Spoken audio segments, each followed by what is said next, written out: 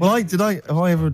This is probably the most embarrassing of those entrance stories. Yeah. I was down in South London once, went down to some party that was taking place in some kind of swanky bar where there was a doorman on the front and a charge. I think it was something mental, like a tenner to go in. It was crazy. It was ludicrous. I don't know what I was doing down there. And I was in the queue. We'll establish what you mean by swanky later, because that could be... And it was a posh place. Was it? And so there's a queue outside, and there was one of these doormen who thought it was like kind of Studio 54. He was like sort of, choosing people who could come in. Yeah, you two come in now. And I've been there for ages, obviously. I was on my own because I got there late. And clogs. Exactly. I've dressed up for this. And there were these two girls next to me. I'm thinking, if I'm in a queue, I've told you before, if I'm in a queue and if I'm stuck with two girls, I'm thinking, what a great opportunity, use the old merchant charm. Yeah. And so I'm there, and I'm sort of thinking, sort of give them a nod or whatever, a wink. Yeah. They're loving it. Yeah. They move to the back. They're putty in my hands, Rick, as you can imagine. Yeah. And I thought, well, to really seal this off, I'll get us in. Like, I'll sort of skip the queue. So the guy sort of coming along, he's picking people off, the doorman, and I just grabbed him. like that. And I said it so everyone could hear. Right? And I thought this was brilliant. I said to him, how much is it? He went, 10 quid. I went, I'll give you 7. That was my bribe. I'll give you 7. That's the whole £3. No, that can't be right. No. He must have said a £5, and I said I'll give you 7. Yeah, that makes more sense, doesn't it? That's giving him a £2 incentive. £2 incentive. That's it. I'll give you 7. You can make up the 10. Exactly. You can, if you let me in, you can put in 3 yourself, mate. That never works, does it? He said to me. I can't be bothered. I'm just gonna have a kip, I think. I'm so tired. Was it percentages that put you off? That frazzled me initially. I mean, it's a funny anecdote when you're giving him £2. Yeah. It's even funnier when you're getting him when to he's put paying up me as well. Oh, I love it. Well, we're gonna play a record, then we're really gonna concentrate. XFM 104.9, Ricky Gervais Show. Steve Merchant's also involved. Go to bed now. Oh no. We're talking about embarrassing stories and stuff, and I don't know if I've told this on the radio before. Have I told you, Karl? I'm not sure. But this was when I was working at the BBC. This is not even long ago, and I moved to London, and I was fairly new in London.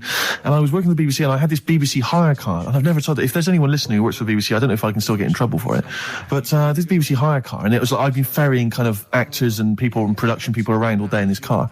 And I was driving back, it was quite late, it was about sort of 7 or 8, and I was driving back, and I pulled in to get some petrol to fill up the car every day. And I went into this garage to fill up some petrol, and I was there, and two blokes came in a white van, right? They pulled into the forecourt, and I was filling up the car, and they went, "Hey, do you want to buy a couple of speakers?" And I said, "Yes, I do." Yeah. Because, I'll tell you the reason, it was like I was so flattered that they thought I'd be the kind of bloke who would, A, need some kind of classy speakers, and B, would like to buy them on the sly. Do you know what I mean? Yeah. I thought, they like the They've seen me. They've seen I look a bit of a hustler. Exactly. Yeah. I'm a street sort of guy. You can see by the way I use my walk. Exactly. Yeah. So I couldn't believe my luck. So they drove behind the garage, the little sort of garage bit at the back, and I went round there, sort of casually went round there, sort of locked the car, went round there. They went, open the back. You had 2 speakers in there. I said, "Are you sure these aren't knocked off, mate?" He went, No. We work for Dixon's. This is the story he spun me. We work for Dixon's, right? And we're delivery men. And if we make a delivery and the person's not there to sign for the goods, then we have to bring them back to the warehouse. But if we can sell them on the way back, then that's really good for Dixon's. Dixon's must love that. And instead of thinking, are you sure some kind of troubleshooter didn't... I mean, did someone going to go into Dixon's and go, you're not getting in the garage forecourt market? Jones. Exactly. Get a couple of lads in a white van. Exactly. Yeah. So anyway, I sort of bought this story, and I was a little bit dubious, and I went, right, let me hear them then. And he wired them up to the car stereo, and boom, boom, boom, they're playing. So it was some groovy hip-hop. I was thinking, great, these guys know what I'm into. Yeah. And he's giving me the talk and stuff. And I said, I'm a bit worried these are knocked off. He went, no, listen, we got a bloke at Dixon's who can confirm this is fine, right? Phone him up, use my mobile, right? And quote this reference number, right? So I phone out, they go, and I goes, I go, hi, some guys here in a garage forecourt trying to sell me some speakers. Just wanted to check. He went, it's fine. I went, should I just read the reference number or whatever? He went, if you want. And X14, and I went, yeah, it's fine. Yeah. Okay. You know what that was, don't you? That was actually Mr. Dixon himself. Exactly. Yeah. Exactly. So I'm thinking, well, they sound great. They're giving me for a knockdown price. I'd say they were like 400 quid. They were like 200 quid or something. It was a good bargain. I was in the market for some speakers as well. Yeah. So while they were loading them in... It's all kosher. I phoned Dixon. Exactly. I phoned Dixon. That's fine. Yeah. So while they're loading them in the back of the BBC hire car, right, I'm in there paying for the petrol, right? And the guy who's serving goes, "Oh, all right." He goes, "What were you doing around the back with those blokes?" Right? Because obviously there's security cameras filming this whole transaction, right? And he goes, "What are you doing around the back?" And I went, brilliantly, "There's some old mates. Some of my mates were just having a chat and that." He went, "Oh, right, okay," like giving me obviously the evil eye. So I went back to the van. So I'm in the car now and I'm driving with one of the blokes who's in the van with me because I didn't have the money on me. So I had to go to the cash point to get the cash, right?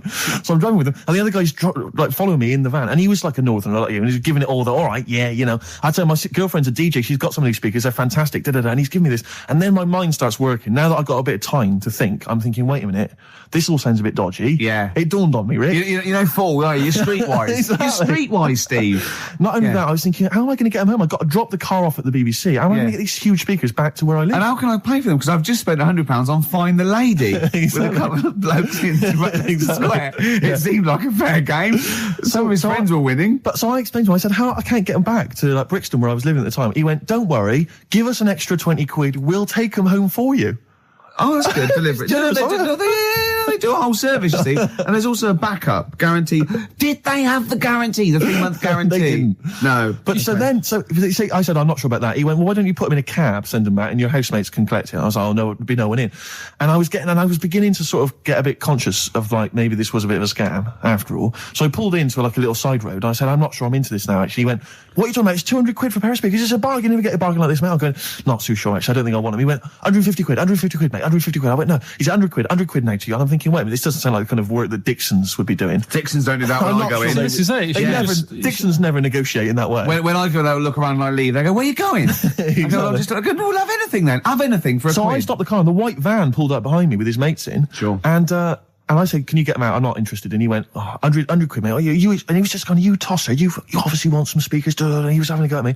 So I was carrying the speakers out and putting them back in the white van. And he was just shouting at me. He was going, 70 quid. I was like, 70 quid from 200? This is ludicrous. You realise that wasn't Dixon's policy then. Exactly. They don't usually shout, "You tosser," as you leave the, leave the shop and walk down Camden High Street. They're not usually shouting, "You tosser." You should have took the offer of like the monthly payments they've got on at the moment.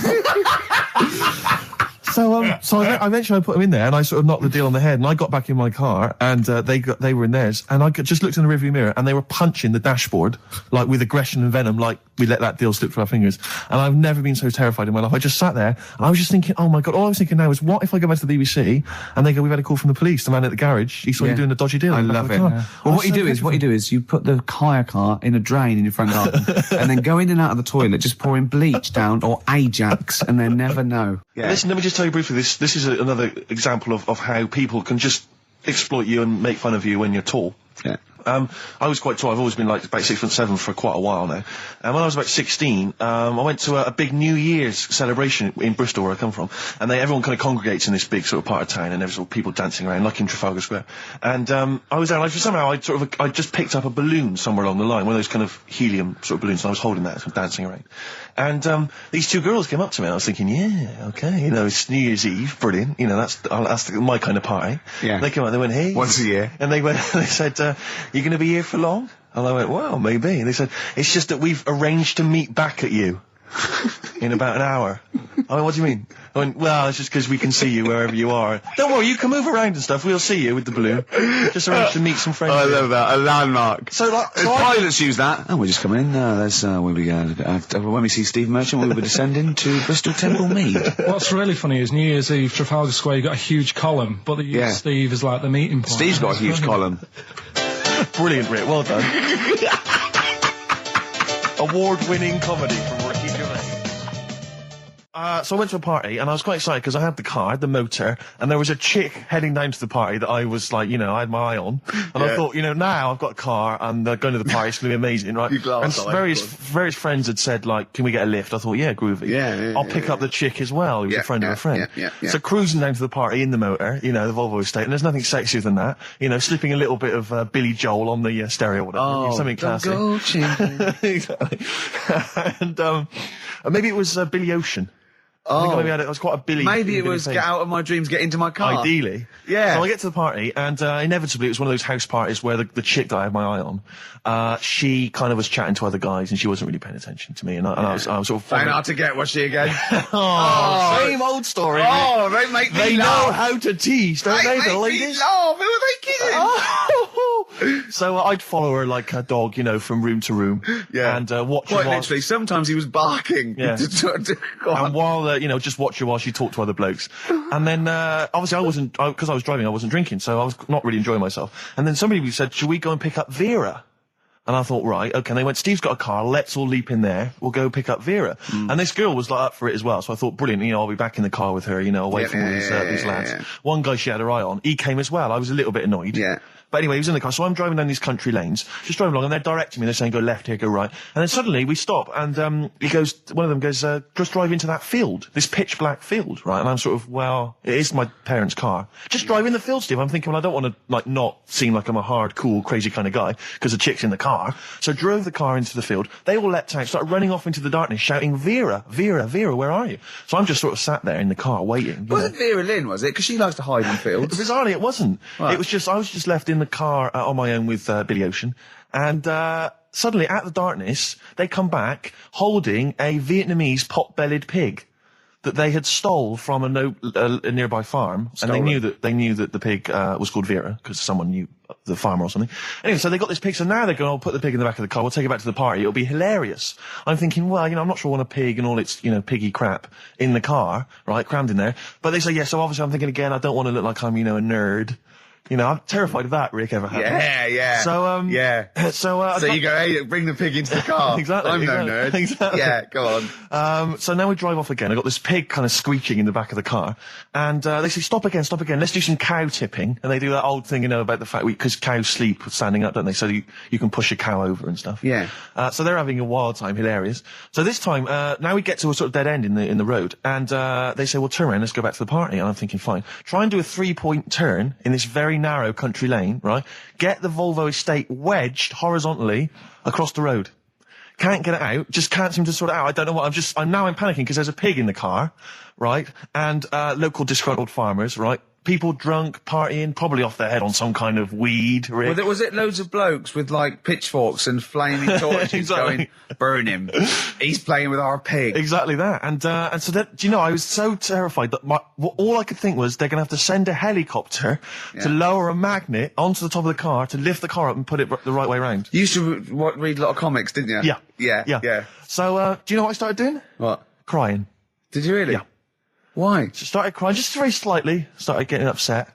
And the other guy that the girl fancied, he had to get into the driving seat and sort it out for me by slowly edging forward So and that's backwards. the worst bit of the whole story? Yeah, edging slowly back and forwards. He just sorted it out, just slowly worked the car back round, and then we were off. You were just gently weeping. Just gently weeping in the back. The bloke had just taken the bird that you saw from a distance. Exactly. That was basically your wife in your head by then. Oh, yes. Wasn't it? I can't We were believe it. happily married with a pig for a child.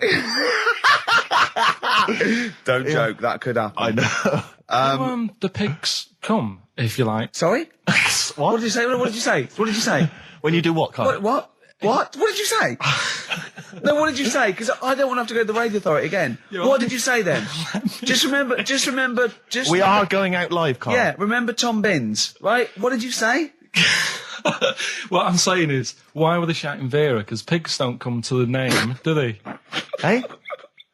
I don't know the ins and outs of pig, you know, how to lure a pig into your trap. Can I just tell you some very, very interesting things about pigs? Please do. Right. One, everyone knows they have a corkscrew-shaped penis, right? A corkscrew-shaped penis. That's the tail, isn't it? Two, they can't look up. They can't put their head back and look up, right? Three, they can have a 30-minute orgasm. Rick, is it only pigs that have got a corkscrew-shaped penis? No, and landlords. Okay. Very handy. Right. But I was in the there's this woman sat next to me. She was a big fan one. She was crunching on some popcorn. Again, that's a crime. Why they're selling popcorn in cinemas? I don't understand why She the needs to noisiest. eat regularly, Why she's have the noise? Why the noisiest food in a cinema? Yeah. I don't understand why that's come about. Yeah. Really makes me angry. Yeah. She's sat there, right? Smoothies. We want smoothies without straws. Exactly. The trailer for that film AI, Artificial Intelligence, came on. Remember that? And the tagline was, David is 11 years old. He weighs 60 pounds. He's 4'6" tall. He has brown hair. His love is real, but he is not. Oh, yeah. And she just went, how old was he again? To her boyfriend. Right? Just ruined it. War film trailer comes on for some Pearl Harbor or something. She goes, yeah, I don't fancy that. Just announcing this, don't fancy that. Too many war films. So then the trailer, then the opening credit comes on for Crouching Tiger. Before that, you know that thing that comes up that says it's signed by the BBFC and it has the kind of certificate and everything, and that certificate to say what age you have to be to see it. That came up, and it said Crouching Tiger, Hidden Dragon in brackets subtitles. She went, "It's not subtitled, is it?" I thought this was the most famous foreign film for years. It won Oscars. It was a huge film. Everyone knew it was foreign. She goes, it went, and so the credits begin. It says Crouching Tiger, Hidden Dragon. She went, "Stupid name for a film." What? She just She wanted paid it. to see it. She was with her boyfriend. So then it starts, right? And obviously it's in Japanese or Mandarin or something. She's like, yeah, and they're all talking in Japanese. Japanese or Mandarin. Whatever it is. So they're speaking in this, Japanese language, Oriental language. And she's going, "Don't they sound stupid? Ho, ching, chong, chong, chong, chong, chong. Don't they sound stupid?" She was going, and then the subtitles come up, and it's quite a weird kind of strange language they're talking. And she was going, "Can't make the subtitles out either. It's both gobbledygook." Just wittering on every step of the film. I totally agree with you. But what I like in your telling of it, I know you're getting quite emotional. I'm genuinely livid. But she went Mandarin or Japanese, some Oriental language. And Well, I don't know what it was. It's a strange language. It's a strange language. Well, anyway, oh dear. So then I moved. I climbed over several seats, made a big huff of, make a big show of moving. Yeah. Sat next to a guy on the phone, just chatting on the phone. Oh, I'd have gone mental at that. So now I hate that film. I didn't enjoy it. I don't like seeing it. I don't want to even think of it. It's subtitles, isn't it? Well, rubbish. That's why I get videos. Yeah, I should have thought that through, Karl. You're absolutely right. Lamb chop? Yeah, let's play Lamb Chop. This is brilliant. This is from this CD that came out recently with Uncut magazine. Occasionally they put out some quite interesting free CDs. And this was one that had various covers of Rolling Stones songs. And a lot of them were, quite shoddy, but this was a brilliant, specially done, I think, for the CD. It's Lamb Chop doing a version of quite an obscure Rolling Stones song called Backstreet Girl. It's just beautiful. Let's hear it. Steve, you got any other toilet-related anecdotes? Rick, my life is just full of toilet trauma. Yeah. And Karl, you may not realise this, but a while back I used to host, this is bizarre, I used to host a radio show on the BBC World Service, right? Now, if you want someone who's the voice of integrity, the voice of intelligence, the voice of a nation, you're going to come to me. That's obvious. And I was broadcasting, so now they've got listeners of something like 50, 60 million people around the world. It's mental, the listenership of the World Service. And I used to host this show with someone else. It's a big place, Steve. The World? Yeah. You're absolutely right. And anyway, so I had to be into Bush House where they broadcast from 10 o'clock every Friday morning to broadcast around the world to 50 million people, right? And one week, I went to the toilet in my house, right? Everyone had left. I got there a bit late. I got up a bit late. Already against me. The clock was already against me. Had to be there at 10 o'clock, broadcast around the world. And we got 2 toilets in our house, downstairs one, right? And the door had already been a bit dodgy. It was one of those doors where you had to give it a bit of a kick as you went in. It was getting a bit tight. I don't know what the wood was expanding or something. I'm in there. And same thing again happens. No toilet paper. I think, oh, God, I'm going to have to somehow kind of make it up. Why don't you check first? I normally do, Rick. It's just on certain occasions when I'm bleary-eyed or something, I forget, or occasionally I forget. Normally I do check. Right. And you've got to bear in mind that it's not like this is happening every week. This is over the course of many years that these incidents have accumulated. So you've condensed them. For the purposes of this anecdote. Sure. Yeah. Yes. And great. You're just brilliant to keeping the pace up of an anecdote there, Rick. You've just drawn in. I don't know where I am now.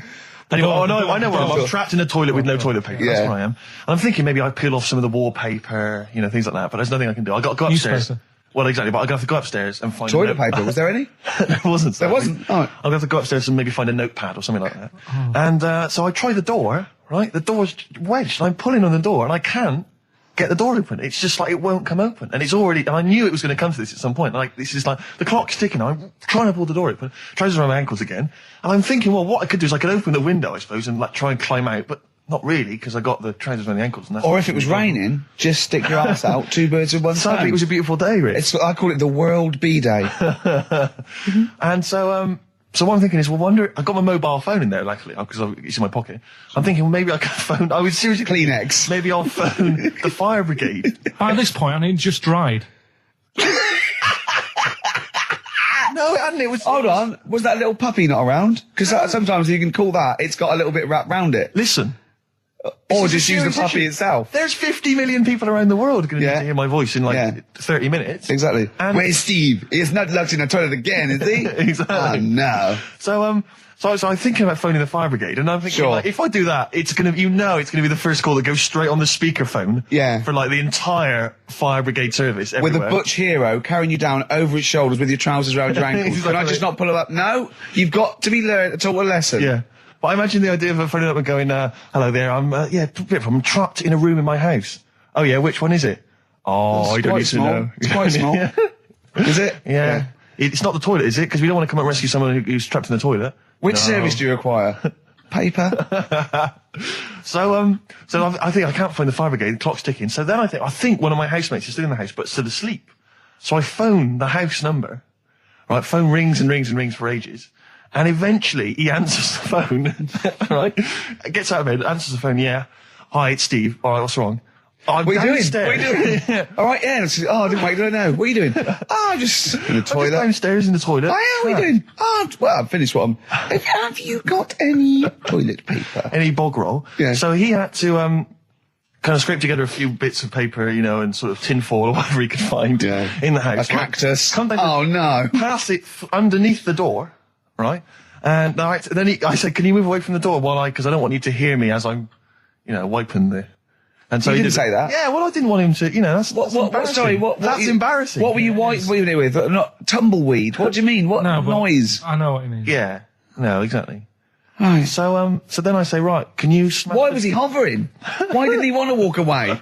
Will you keep your... What was it? Outside with a glass to his ear? Yeah. Thankfully, there was a window in the door, but it was frosted glass. You could just see my semi-naked body moving around. And, so eventually I said to him, look, listen, I'm going to need you to sort of kick the door in. He said, well, I don't want to kick the door in because you're going to have to pay for it, aren't we? I go, yeah, but I got to go to the World Service. Well, yeah. And he was a lovely man. He's the weakest man you've ever come across. It's like if there's one person you don't want to have to throw their body weight against the door, it was him. He's like, he'll snap before the door will. So he's smashing against the door. This sounds like a fetish to me, then. He went in there and there you were naked with lots of toilet paper. And you go, oh, you've broken the door down and there I am naked. Again. Oh, you've rumbled me, Rick. I wish I'd not told that embarrassing story on the radio. Like it wasn't embarrassing enough, you've just got to make it slightly more seedy. Oh, so did he get it down? He did it, yeah, and I got to the World Service with minutes to spare. Oh. And interestingly, I told that story to 50 million people around the world. You're joking. Yeah. Did they understand? I think so. I mean, is that a bit of a problem when you're on the World Service, like thinking of things that everyone can understand? Yes. Because you can't. It's a bit like when talking to you, Karl. Yeah, exactly, Karl. I think you're on thin ice there, worrying about people understanding what you're saying. No, but you can't talk about stuff that's on the telly and that, because some people say, well, we haven't even got a telly here. Oh, yeah, you're listening to XFM 104.9. Yeah. So let's carry on. Let's continue. Well, absolutely. Well, obviously, Karl was out with me last night, and he saw that I'm, he knows I'm a ladies' man, and that was obvious. Karl, you could see the vibe around me, couldn't you? When the chicks were talking to me, and just remembered recently, actually, I was on a train coming back from hometown Bristol, and I was on the train, and this girl walks on, good-looking girl. I thought, hey up, a largely empty carriage. I'm thinking, my luck's in, because I take every opportunity, Karl. That's the thing about me, I don't choose. She was a good-looking girl. She sat down. I thought she sat down right near me. I thought, brilliant. As this guy comes up behind her and says, I think it's probably a boyfriend or something, sits down next to her. And I listened in on the conversation, obviously, because I'm pretending to read. It was very clever. I read the same page for hours. So I was pretending to listen. I was listening, but pretending to read. And I realised that it's not her boyfriend or anything. It's just some guy she's met on the platform.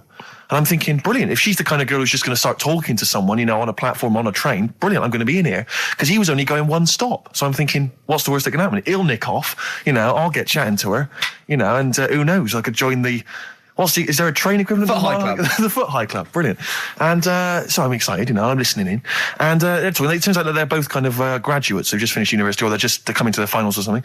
And they're chatting away, and he's making a couple of witticisms, and she's kind of tittering at his jokes. I'm thinking, well, I'll tell you this, if she's laughing at this kind of material, I am going to blow her away, with my kind of anecdotes and wry observations, It was weak stuff, I got to be honest. Really? He was coming out with nothing. He was running on empty, as far as I'm concerned. Yeah. And she was loving it. So I'm thinking, brilliant, I'm going to be right in here. And then they get moving on to higher brow things, and I think she was going to study kind of Marxism or something like that, or communism, something. And she was asking him, by way of conversation, she was asking him what he knew about Marxism, And he was fumbling for his vague knowledge of it that he had in his life. And I'm just sat there thinking, come on, love, in any given capitalist environment, the proletariat will revolt against their oppression by the bourgeoisie, and after a brief period of socialist rule, emerges a classist society governed by community cooperation. Well, if that sort of talk wouldn't get a woman hot, I don't know what you'd use then. If Marx and Engels is not going to get a woman sweaty down below, hello, I then know. nothing. It's No. then my name is You're not just Steve biding Hodgson. your time. Yeah? Exactly. I Yeah, thought, yeah, I'm just going to go in for the kill any minute. Yeah. So anyway, it comes to his stop, right? He gets up. I'm thinking, this is a piece of cake. And he gets off, and off he goes. He walks off. And I'm thinking, brilliant. And I thought, I'll wait. I'll wait till the train's pulled away. I'm not going to leap in straight away. No. And he comes back along the carriage. And I'm thinking, hang on a minute. He goes, listen, do you mind if I give you my email address? Oh. Right?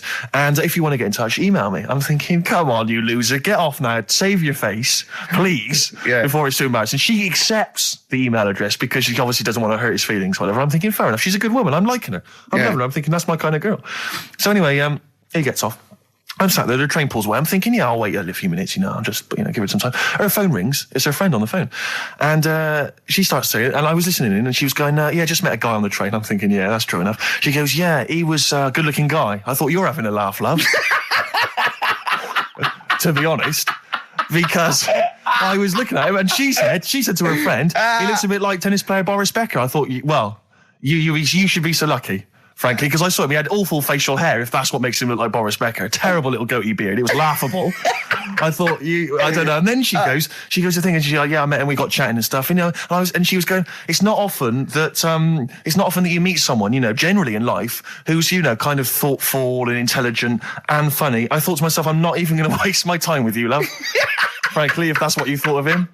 You just walked away. And I'll be honest with you, I didn't even bother talking to her. No, you were just didn't even waste my time with her. If she thinks that bloke is not only great looking, but funny and intelligent, and she got on well, and he was polite, and it was a chance meeting, and he thought, and she thought that you were like a freaky looking dork who didn't even have the nerve to speak. That is what she thinks, then I don't want to know her. I couldn't. You walked away, and good luck to you. And I have my dignity intact. Yes, and she's nothing. Oh look, you're actually a little bit stressed there, aren't you? Because you had to drink last night, didn't you? I had a couple of drinks. Yeah. I was down at Steve's night. He was doing a bit of DJ. Yeah. Went down a storm. And that's why you're all grumpy. What? Do you hear what he just said? What? I was DJing last night. Obviously, that XFM evening. Yeah. Hour and a half. My friend and I split the time on the decks. Yeah. What was the word you just used? He went down a storm. We went down a storm. Right, 3 girls. I was walking to the toilets during my set. 3 girls went, you are a genius. Right? What's his name? Dane Bowers? Why? Zane Lowe? Because you played records in a certain order. Yes. Sorry, Rick, if you can't deal with that. Sorry if you're a little bit jealous, because this time you can't share the award. All right? Dear. But it was my credit this time. You can tell he hasn't been a DJ. Because it's not just about... It's not just about that. The songs you play, it's the way you play them. The way you play them, whether it's 33 or 45, very important. Yeah, leave your hand on them as they're trying to go round. But so 3 girls there, charmed by me. They loved it. Yeah. Zane Lowe, XFM DJ and MTV presenter, probably one of the coolest blokes alive. He came up, gave us massive respect. He said, I'm loving your set. He actually used those words, right? There were people coming up, they couldn't believe their luck. It was roaring. We'd stick on a track, people would cheer as it came on, right? My particular favourite, Karl, I think you'll agree, my particular triumvirate, LL Cool J, Mama Said Knock You Out, leading straight into House of Pain, Jump Around, then straight into that current Elvis track that's been re-released, remixed by Junkie XL. I played the original, which I'd already played on XFM before. I'm already there, cutting edge. Yeah. Right? 3 old tracks, you mean? 3 old tracks. In a row? Yep. And I think the words that would best sum it up are, I kicked ass. Great. Rick, all right? Well, I'm going to be kicking some ass today. But Rick, I just need to mention something quickly to you. When did I last see you? I saw you yesterday, didn't I? Yeah. Because we went up to Edinburgh yesterday. We were very nicely invited to go and talk at the Edinburgh International Television Festival. It was quite a big deal. We went up there and we were interviewed.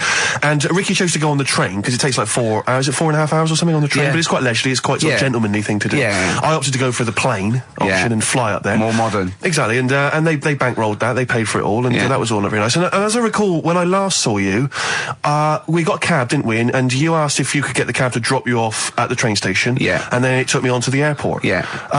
Did I? Now that was before. The last time I saw you was before I got to the airport and missed my flight, wasn't it? Because I had to drop you off in the centre of town. Yeah. No, that was just before I had to pay £165 to upgrade to another ticket. How did you not tell me that in the last hour? £165, Ricky. I had to pay because we dropped you off at the train station. So, I mean, do you want to go halves on that, or what do you want? How do you want to deal with that? How do you want to sort that whole mess out? Why were you late?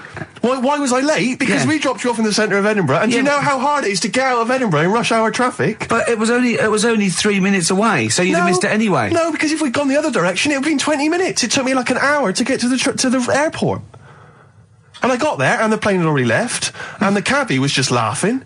He was saying, we're never going to make it. He goes, you were a religious man, you better start praying. I thought he was being facetious. He was absolutely right. £165. But hold on, why didn't he tell you that when he picked up at 4:15? It makes you wonder. So obviously I'm a little bit annoyed, because you know I'm not a man who likes to sort of spend unnecessarily. But wait, this is not my fault, because you were there when we made that decision. I didn't impose this on you. We both decided that might be... It's both our fault. I mean, it's no one's fault. It's both our fault. That's fair. That's all I wanted to hear. It's both our fault. Therefore, it's both our financial obligation. No. £165. Just split that in half. Write a cheque, Rick. Write a cheque. It's fine. I trust you. You know. Phone in. I think everyone. This is. You're clearly irresponsible. No, of course I'm not. If you share a cab and then one person's lucky enough to not be late and one person is unlucky enough, and that's what it is, bad luck. I don't think you share the obligation. It's a moral dilemma, this, isn't it? But it's more than that, though, isn't it? Because let's be honest. What? Even if you had known that I was going to get there late, you'd have wanted me to hang around just so you weren't left around waiting for a train on your own. No, because I got there... you get bored sitting there. So you'd have wanted me to at least got in that cab. I got there way too early. I actually got there I was there about 30 minutes early. Oh, so you made it fine then. That was... Well, exactly. So, I mean, I sacrificed me hanging around for half an hour so you could get it at 4:15. And the other thing is this. You were going to get it at 4:15 anyway. Yeah, but I would, if I'd gone the other direction and not dropped you off in the centre, I would have been there in time. Wow, would we? Well, is that true? Wow. Only God knows. Well, and the cabbie. What I mentioned it to. So, I'll tell you what will cheer you up. I'll tell you what's better than 80 quid. I'll tell you what's better than, shall I? Go on. Music. What, are you paying the whole 165? Listen. Yeah. What about, are you a fan of any of the great English operas? Like, The Pirates of Penzance? Yeah. Gilbert and Sullivan. To me, Gilbert and Sullivan were like probably their day equivalent of like Richard Stilgoe getting together with Tony Slattery. And then 100 years later people go, it's brilliant. It is like, they might as well, I don't know, make any episode of Whose Line Is It Anyway? Right, yeah. Into an opera, and in 200 years' time we're going, that's genius. Yeah. Listen to this one, look, this is Party Quirks. Yeah, Amdram Society staging World Step. Because I was in the Pirates of Penzance once in an amateur production. You used to like Whose Line Is It Anyway? I did, that was... Although I did watch it when it first came on Channel 4 about 15, 20 years ago. But we did the Pirates of Penzance when I was in an amateur dramatic society in Bristol, the Bristol Operatic Society, Light Operatic Society. I don't know why I was involved, because I can't sing. My audition, I thought, this is how desperate they were for blokes. I swear to God, right, I can't sing, you know. Well, you? Yeah, all right, calm down. And I went in and they said, so what are you going to sing? I went, well, I want to surprise you. They said, do you want a piano accompaniment? I said, no, I don't think so. I went to the back, I swear to God, I went to the back of the room and I just sang, Thumbelina, Thumbelina, tiny little thing. Thumbelina dance, Thumbelina sing. Thumbelina, what's the difference if you're very small? 'Cause when your heart is full of love, you're 6 feet tall. I just did that. And they just looked at me like I was the weirdest freak they'd ever had. Immediately put me in the chorus, because that was how desperate they were for blokes. We rehearsed it. I couldn't remember the lyrics. Thank God you were doing Thumbelina. Yeah. Oh, but I couldn't remember the lyrics. What was it for? Was it Gilbert and Sullivan? It was the Pirates of Penzance. There weren't enough blokes, right? So that we had to double up. So some of the pirates had to double up as the policemen who were chasing the pirates. A little bit problematic in the scene when the policemen and the pirates have a fight. That was a little bit tricky. And the worst things, there's this sequence where like the daughters of the Major General all kind of like, oh beautiful, something like, oh beautiful little girls are we, la la la la la la la. And the women they must have all been over 40. I mean real kind of toothless crones creeping around in their 90s. Is it the sort of women that buy one of those sort of porcelain dolls from the TV and go, look, I've had a baby. It's not a real baby. It is a real baby. I'm going to stab you. Yeah. One of those. Exactly. It's the sort of women that you'd see maybe on TV's Bargain Hunt. The kind of contestants you get on there. Those are women who sort of, they're in Amdram and they think they've clung on to their looks, but they have never made it in the guy who was playing there's a guy who's supposed to be an 18-year-old prince, an 18-year-old pirate, the Pirate King. He must have been 40 years a day. He also directed the show though, so he got to prance around in these thigh-high boots. Ludicrous. It was so embarrassing. It was shameful, really. I'd love to go to Amdram. Amdram is a whole other world. It's such an incredible place. Because there's so much backbiting and envy and... Really? Oh, it's incredible. I mean, it's worse than the real world of theatre and TV. It's unbelievable. Because the same old people get to do it every year because they can hold a note. Can we go along? You would absolutely adore it, Gervais. It is film it, a secret camera. Is it true? Talking about when his dad said that, and then you told me something that I find amazing. Oh, the thing is, it's Christmas. Obviously, I've got to go back to Bristol. I love seeing my family. Well, yeah, I do. But it means I'd see my grandparents, who were, brilliant people. I mean, lovely people, but mental. I mean, utterly mental. And they've taken now there must be sort of 80 apiece. And it is quite an old age, but they're fairly good health, relatively speaking. And they just spend their time in bed. I mean, that's all they do, is that's their profession. They've retired to go to bed. And they spend all the time in bed. I tell you what they're like. They're like that old guy. They're like all that old family in Charlie and the Chocolate Factory. Oh, yeah. Remember, none of them had got up for like 25 years. Yeah. And you said that they go to bed and they go to sleep, but then when they wake up, what they do is put an extra pillow so they're slightly more upright, and that's them in the day in bed. That's the daytime thing. But they get up and cook and stuff. What they do is they've got about 6 teeth between them. I mean, my grandmother needs false teeth, but refuses to go and have the old ones extracted and the false teeth fitted. So she's working with about 3 or 4 teeth. Oh. My grandfather had false teeth given to him during the war. Wooden ones? Well, it was plastic teeth on a wooden pallet, right, that sits at the top of the mouth. He's still got the wooden pallet, but most of the teeth have come off. So there's about 4 teeth left, 4 false teeth. He's got a set of false teeth that make him look like he needs false teeth. I mean, that's pretty bizarre. So the problem is that they have to get up. They get up about 7 in the morning to put on, say, some beef or lamb, whichever they're going to cook. They put it on at 6 in the morning, 7 in the morning, so that by the time they eat it at 6 at night, they can use the phrase, this is what a good meal is for my grandparents, if they can use the phrase, oh, that's lovely, you could suck it away.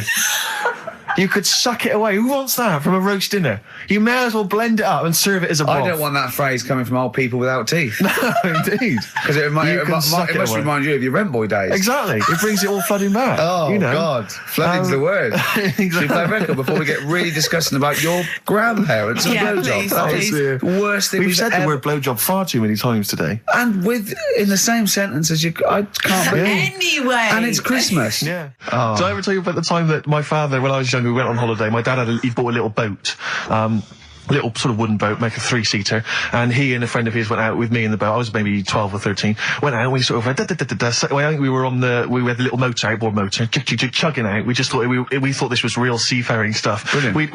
We'd lost sight of the beach because we'd gone round a corner of like a mountain, or like a cliff.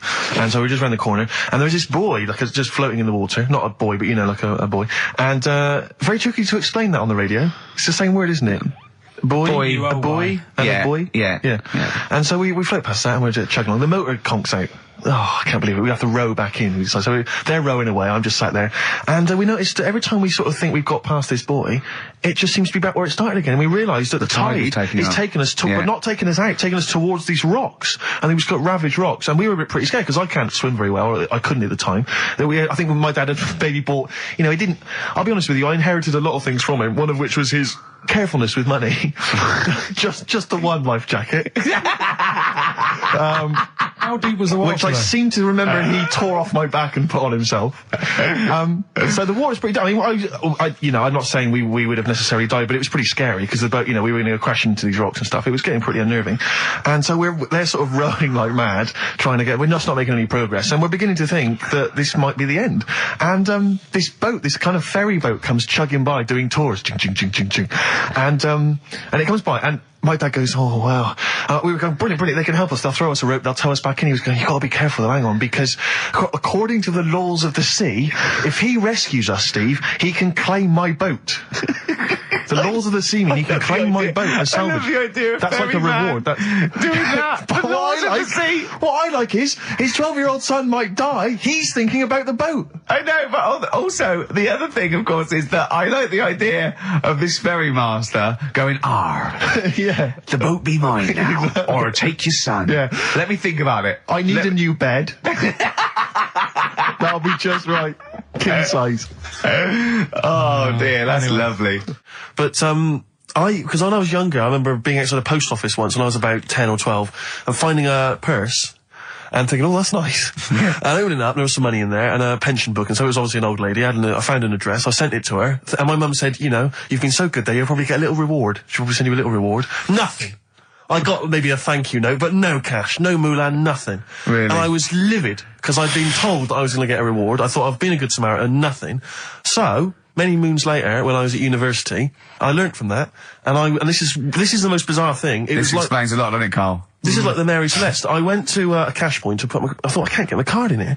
And I realised there was already somebody's card in the machine. They put the code in, but then they just disappeared. They'd been kidnapped or something. So it was just there, waiting, sitting. It said, what do you want to do? And it gave you a number of options. I thought, interesting. Steal or go to heaven? Yeah, exactly. You went, oh dear. Yeah. Well, I pressed balance just to check what their bank balance was. Unbelievable. It was a considerable sum of money. I'm not going to lie to you. It was not typical student debt. It was like, I think they were a foreign student. There was a lot of cash in there, a lot of money. Did you feel a slight bulge in your trousers when you saw the amount of money? I couldn't believe my luck. I thought to myself, now then, I could just take that card out and hand it in, or I could teach them a small lesson. Right. And maybe give myself a reward, because last time I did that, I didn't get a reward. So if I give myself £30, then I'll take the card out. 30? Give myself 30. Yeah. You didn't really? Well, I thought that's a good reward. And I went in, I handed the card in, I took that Steve, and that's a little reward for me. And I'll tell you this, don't think it's evil, because I went in and I bought everyone a drink. Well, brilliant. Yeah, I didn't tell them I got the money free. Well done. Excellent. So probably gangsters are quite generous with the money they've stolen from other people. Yes, but someone's negligence, Rick, has lent... the thing is this, Steve, right? I believe it, except that buying people a drink, Karl. What do you think? Well, I kind of thought that when he said it, but then I thought, but they'll be buying him back. So he's still up. So in a way, he's still a winner. Yeah. Everyone's a winner in that situation, including the student, because frankly, if there had been a less scrupulous person who found it, they'd have probably helped themselves to a considerable sum. I cannot believe he did that. There was thousands and thousands of pounds in there. What if Beadle had jumped out and slapped you with his little claw and said, we've been filming this, merchant? Well, so what? How old were you then?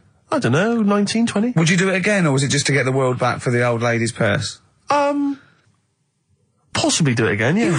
You're joking! Well, you've got to think of it this way. You've got to think of it as there was a lot of money in there, and someone less scrupulous than me would have taken a fortune. They'd have cleaned them out. Whereas I just took a small reward, which I thought was more than enough for someone's negligence.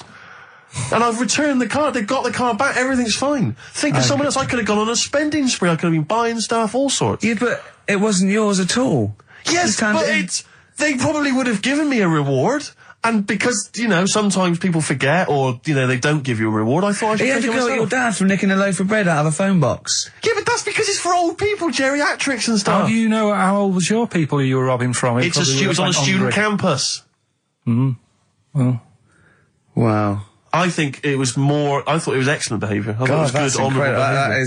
That's showing another side to him, hasn't it? What would you have done, Karl, in that situation? And tell the truth. I might have helped myself a little bit. There you are. I don't know what this is helping yourself a bit. Like you say, just sort of, you know, send them back and sort of say, you know... If you find a £1 coin in the street and you can be bothered to bend over for it, then have it.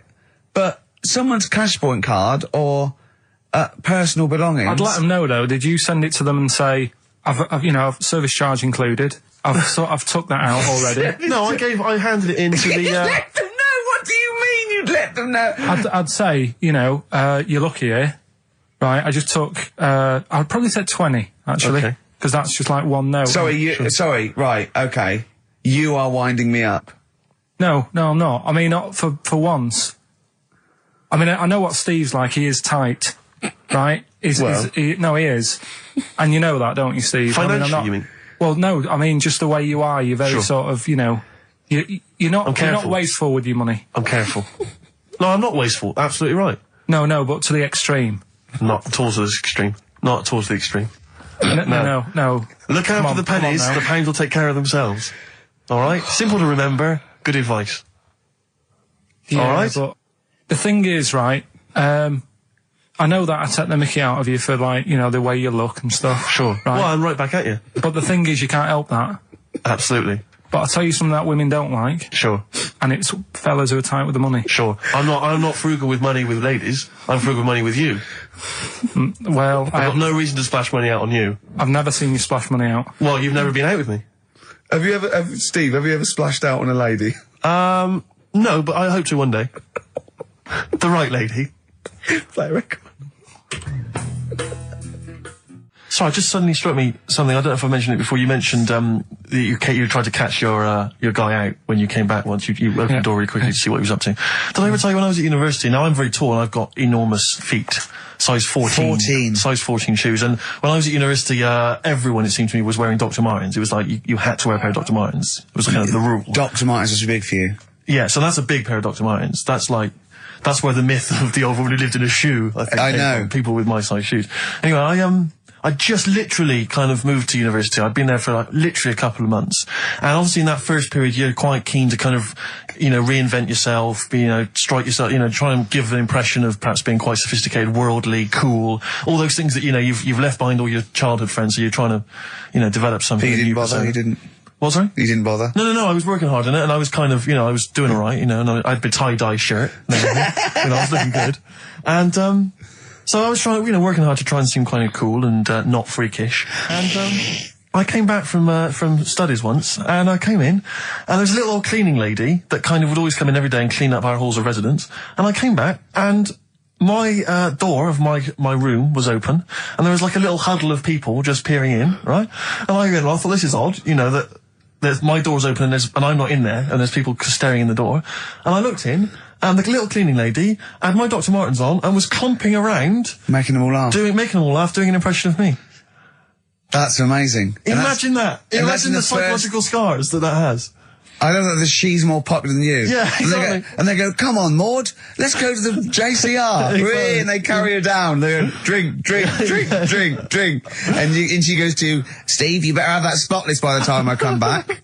You go, all right, I will. All right. But what I like is the fact that I'm sure that's not part of the cleaner's code. The cleaner's code is you don't have the keys to everyone's room so you can go through their belongings and play practical jokes. I mean, surely it's a kind of, there's a trust. She must have looked like a wall bracket with I went bowling with him once the first time, and we went bowling at this place. Where was it? I mean, Finsbury Park. And I'd never been before. And he goes, you got to wear special shoes. I went, all right. He went, so and so. He goes, have you got size 14? And she went, yeah, I've got one pair. And she put them on the table, and they look like crusty. Honestly, honestly, it looked like, it was, I just started laughing because they're so long and thin anyway, and they're multicoloured, aren't they? They're two colours, and it looked like Krusty the Clown's feet. And then this teacher just went, all right, 14, that is big, isn't it? It is a huge size shoe. You're right, yeah. And it was just the one cleaner in them. Just the one, sadly. She did have loads of kids eventually and brought them up in there. I wanted to buy a laptop computer, and everyone said, go up Tottenham Court Road, and I was reading like magazines and stuff. They were saying haggle, make sure you haggle, make sure you're planning to haggle, get the best deal you can. And I found a shop which was selling the computer I wanted, and I went in there, and I had this whole plan in my mind of what was going to happen. He was going to say, like, it's worth this. I'm going to go, well, look, I can get it cheaper here. I want to buy it from you. I'm going to haggle, and off I went. So I went in the shop, and I said, yeah, looking for this, interested in this Toshiba. How much is it? He went, oh, it's 1,500 quid. I went, sure. Okay. I said, I'll give you 1,300. He went, it's 1,500. And I said, sure, but I'm willing to give you 1,300. He went, 1,500. And I was done already because he hadn't even begun to haggle. And I was assuming he'd at least go 1,400 and we could start, but nothing. So now I was screwed. My whole plan went out the window. Yeah. What did you do? Just leave? No, I said to him, the thing is I can get this computer cheaper down the road, but, I like what you're providing here. I like your service. I've had good stuff about you. It was amazing. I said, I've heard good stuff about you. And he went, I said, seriously, I can walk down the street, I can buy it there for cheap for like 1,400. And he went, well, see you later then. And I was like, right. So I walked out the place. I said, well, I'm going to have to leave then. And I walked out the place, and of course I wanted to get it from there because it was still the cheapest, so I had to walk back in again. I went, yeah. I've just had some second thoughts. Listen, I'll tell you what, I'll pay the 1,500. Can I get a free carry case? He went, the carry case is free anyway. I said, I'll take it. The carry case is free I got nothing. No, but how much would you charge for that if it was on sale? Carry case a tenner. Well, let's just say it is a tenner. Give it to me for free. And he went, no, it's a tenner. And you went, well, you said it was free a minute. Yeah. It's just pathetic. That is lovely. It's having to walk out making a big statement and then come back in again. Oh. Placebo, the bitter end on XFM 104.9. I'm Ricky Gervais. With me is both Stephen Merchant and Karl, the K-Man, Pilkington. Oh. So you've already got that. That's safe. It's only 4 minutes past. You've had Placebo and you've got us three. So you're definitely going home with that. Yeah, whatever that's happens. safe. That's on its way to the hospice. Exactly. You've banked that. Yeah.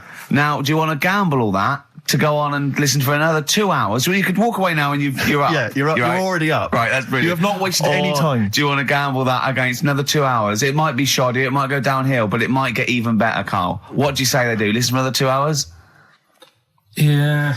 See, we shouldn't have done that. We shouldn't have asked Karl, because a lot of them now are already taking what they've got. And what they've got is great, Rick. What they've got is lovely. Yeah. They're loving that. They're going to enjoy that. We have got monkey news. We've got cheap as chimps. That's not the same thing. How many radio stations have got two ape-related simian features? Rick, can I point out now, a lot of people are making that mistake. A lot of people are thinking that monkey news is exactly the same as cheap as chimps. It's not. Let's keep that clear. It's not. It's in the same ballpark, but it's not the same. There are apes. They're involved. They're involved. Yeah. We've also got some great music.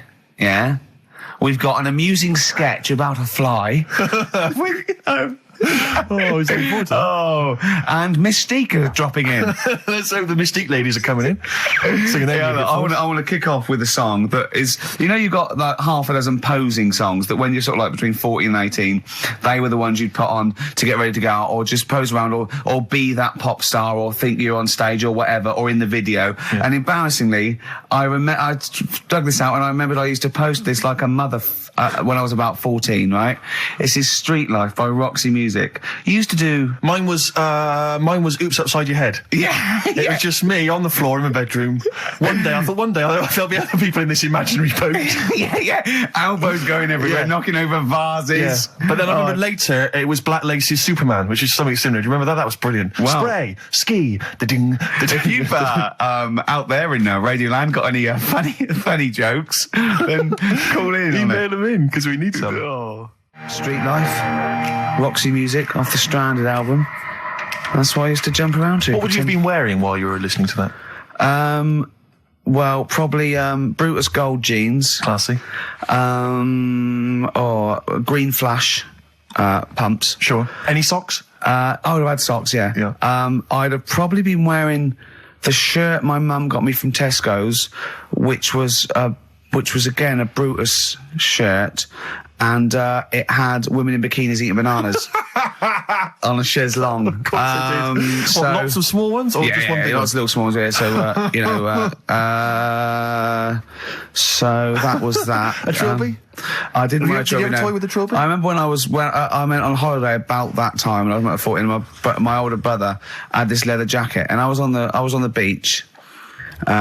Just in my shorts and that, and I went to get an ice cream or something. I said, "Can I borrow a jacket?" And I put his jacket on, and I was posing on the beach thinking they are all looking at me because I look so good. And I also had a straw Stetson, and I really thought, I'm turning into quite a man. Yes, I'm quite a catch. Yeah. Just thinking they're looking and going, "Who's that dude? Is he American? Is it? Hold on, has he just come from?" Some sort of rodeo. Wait a minute, I'm in a bikini and I like bananas. I could be the woman for him. Oh dear. What was that? Didn't you have a t-shirt or jacket or something you wore to university that was pretty classy? Didn't it have like some foul language on it or something? What was that? I'd when I was this was when I was 18, right? The Christmas or the birthday before I went to university, got two sweatshirts, one black, one red, had bullshit on them. Just on the about. Right. And the red one, all my clothes, the first wash, everything was pink. All my white shirts and my white socks, of course, because I just put it in, I didn't know. Yeah. So I was a man at university with all pink clothes except for a rather nice red sweatshirt with bullshit on it. So again, turning into quite a man. Quite the man. Was that pre or post the time you washed your clothes by getting in the bath? And that was pre. That was the second year when I was had to go and digs at our Halls residence. So I had a bath, and you had to sort of like pay for a bath, So I thought 2 birds with 1 stone. I got in the bath with all my white shirts because I was going through sort of wearing a white shirt and tie, that sort of David Sylvian sort of frying for everything, and Daz. and I just wriggled around in it. Oh, God. I washed myself. It's quite a good exfoliant. Yeah, I didn't do it again because it was sort of not good for the skin, Dan. Quite sore, is it, around the sort of more intimate regions? Yeah. So there you go. Roxy Music and Street Life. Karl. Thoughts? I just was working out time, really. We've got last week we had a lot of stuff that we didn't manage to cram in, Which was good. so I'm just looking at we have got Cheap as Chimps coming, Songs of Phrase. Oh, we haven't chatted about some stuff. Why don't we kick off with that so we don't forget it? Cheapest Chimps or Songs of Phrase or the film thing. We didn't get the film done yesterday. We've also got a new feature, Cheeky Freak of the Week. Incidentally, I should just point out now that someone has, Ashley Phillips has emailed in, because obviously with Songs of Phrase, what Karl does, for those that have not heard it, he takes a phrase that you might hear commonly on the show, and then he uses various songs. There's this hairy Chinese kid. Was the one you never seen an old bloke eating a Mars bar. And, as I say, he uses different chunks of songs and he makes up that phrase. And so he has made some suggestions here, Karl, because he thinks that the more common Karl, you're an idiot, fool, etc., perhaps a little overheard, he'd like to maybe hear Karl, pause, I don't know where to start, which is a common one from Ricky. Karl, which bit of that do you actually think is true? And then there's the regular dialogue between the three of us. Karl, well, you know, it could happen. Me, sure. Ricky, no, Karl, it could never happen. Not now, not ever. You're an idiot, play a record. So maybe some of those you could use next time. Well, will we get it going then for today? Yeah. This week we're. Do you remember the story about my auntie having wind for 5 minutes? Yeah. Your auntie, was it your auntie Nora? Auntie Nora. She was on a lot of medication and stuff, and I think that's a side effect comes with it. So she had wind for 5 minutes. So I thought we'd dig that one out. Okay. Classic line. Me auntie had wind for 5 minutes. Okay. So I've got loads of songs here. How many is that? Me auntie had wind for 5 minutes. 7 tracks. Oh, that's tricky. Why do you learn? Okay, so you need to identify, if you can be bothered, the artists. Yeah, that's what we're after, isn't it? All right. Okay. Listen. Wind.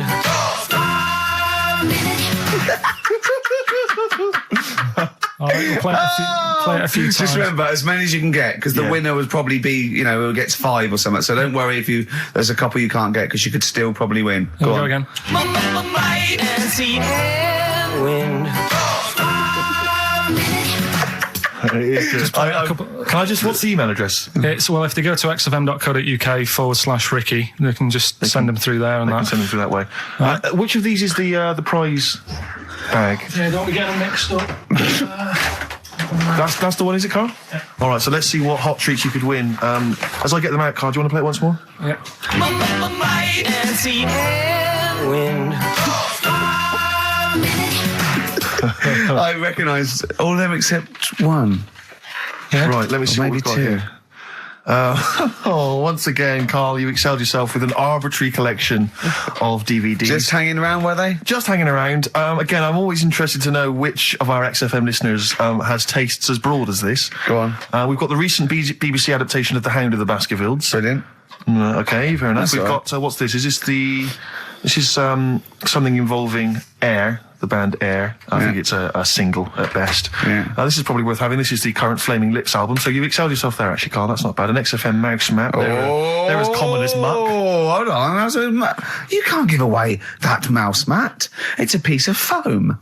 Now, I was going to dismiss the oddball sci-fi movie K-Pax featuring Kevin Spacey and Jeff Bridges, but Karl, is it signed by Kevin Spacey? It's signed, yeah. It's an actual. So win that and put it on eBay for £4.50. And man alive, what is that? Just look at their faces. No, Karl, don't give that. No one wants that unless it's ironic. Series 1 and 2 on DVD of popular northern-based sitcom Bread. Buy it, sell it. The game's getting hard because someone's dealing you a losing card. They all had a go. All the actors had a line on that song. Oh, Play the clips again. Play the clips again. They really want to win it now. Here we go. Wind. I can't believe this hasn't been done before. It's extraordinary. Because most of our ideas have. Verve, Lucky Man on XFM 104.9, Ricky Gervais, Steve Merchant and Karl Pilkington. The emails, I should point out, aren't flooding in on the No, but it competition. always takes time when they go through the website. Does it? Yeah. Okay. So they'll be arriving in a bit. Do you want to play it once more for those that have just joined us? All right then. Wind. Brilliant. My auntie had wind for 5 minutes. Brilliant. Genius. Name the artists. Rick, I sometimes get off at the Tube at Tottenham Court Road if I want to look at the record shops before I come into XFM, and I always cut through Chinatown. Oh, yeah. And every time I come through Chinatown, the same thought always strikes me. I always feel like I want to just gather all the little locals, all the little Chinese fellas, just gather them round and just go, guys, in what way is this a town? It's not, is This is not, at best, what you've got here is a novelty street. Yeah, Gerrard Street is not a town, No, mate. it's not a town. You've had this Just for like 100 years. It's not expanding. Yeah, yeah. You can't just call it Chinatown and claim it's a town. If I was them though, and you stood there, I go, what are you talking about? It is a town. It is a town. It's What- our in what town. way? It is a town. It's our town. We got all lots of stuff. Where's your church? Where's your mayor? We needed. We got a betting shop. Not enough. It is. See, all you've got here is restaurants. No, that's not a town. No. Got a little supermarket with snacks. What does it sell? Snacks. Specifically, I would imagine crackers. Yeah. Do you want to buy a dragon? Do you want to buy an ornamental dragon? If I wanted to buy one, this is where I would. Do you want to buy a gold dragon? Is it made of gold? No, it's made of plastic, Plastic. but it's sprayed gold. Do you want to buy that? It's not a town. It is a It's town. not a town. Yeah. And it annoys me because when I first came to London, I genuinely thought Chinatown was going to be this amazing, what they've got there is You'd hear a gong and every time we went in there, and there'd be rickshaws and people walking on those little sort of wooden shoes. You know those ones?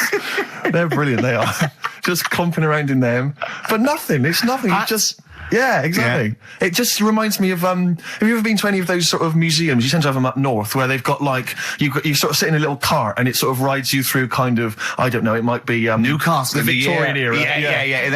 Can I have half a pound of those sweets, please? Exactly. Of course you can. If there was some animatronic men, it would just be an exhibit. Yeah.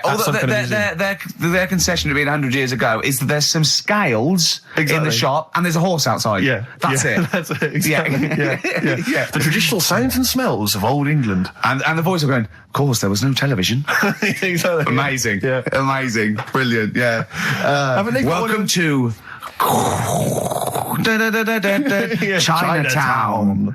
Ding, ding, ding, ding, ding, ding. So it's not, it's a good point. Is that a piece of traditional music? Ding, ding, ding, ding, ding. Yeah. Is that some traditional Chinese music, or is that music that someone in this country wrote, thinking it sounded like Chinese music? I think it was the Vapors, wasn't it? Oh, is that what it is? That? Because it sounds so, that's the music, isn't it? But are you sure they didn't take that from some other source? it's that pentatonic scale, isn't it? What is it called? It's the black notes on the piano. Right, that's the one I can play along with EastEnders.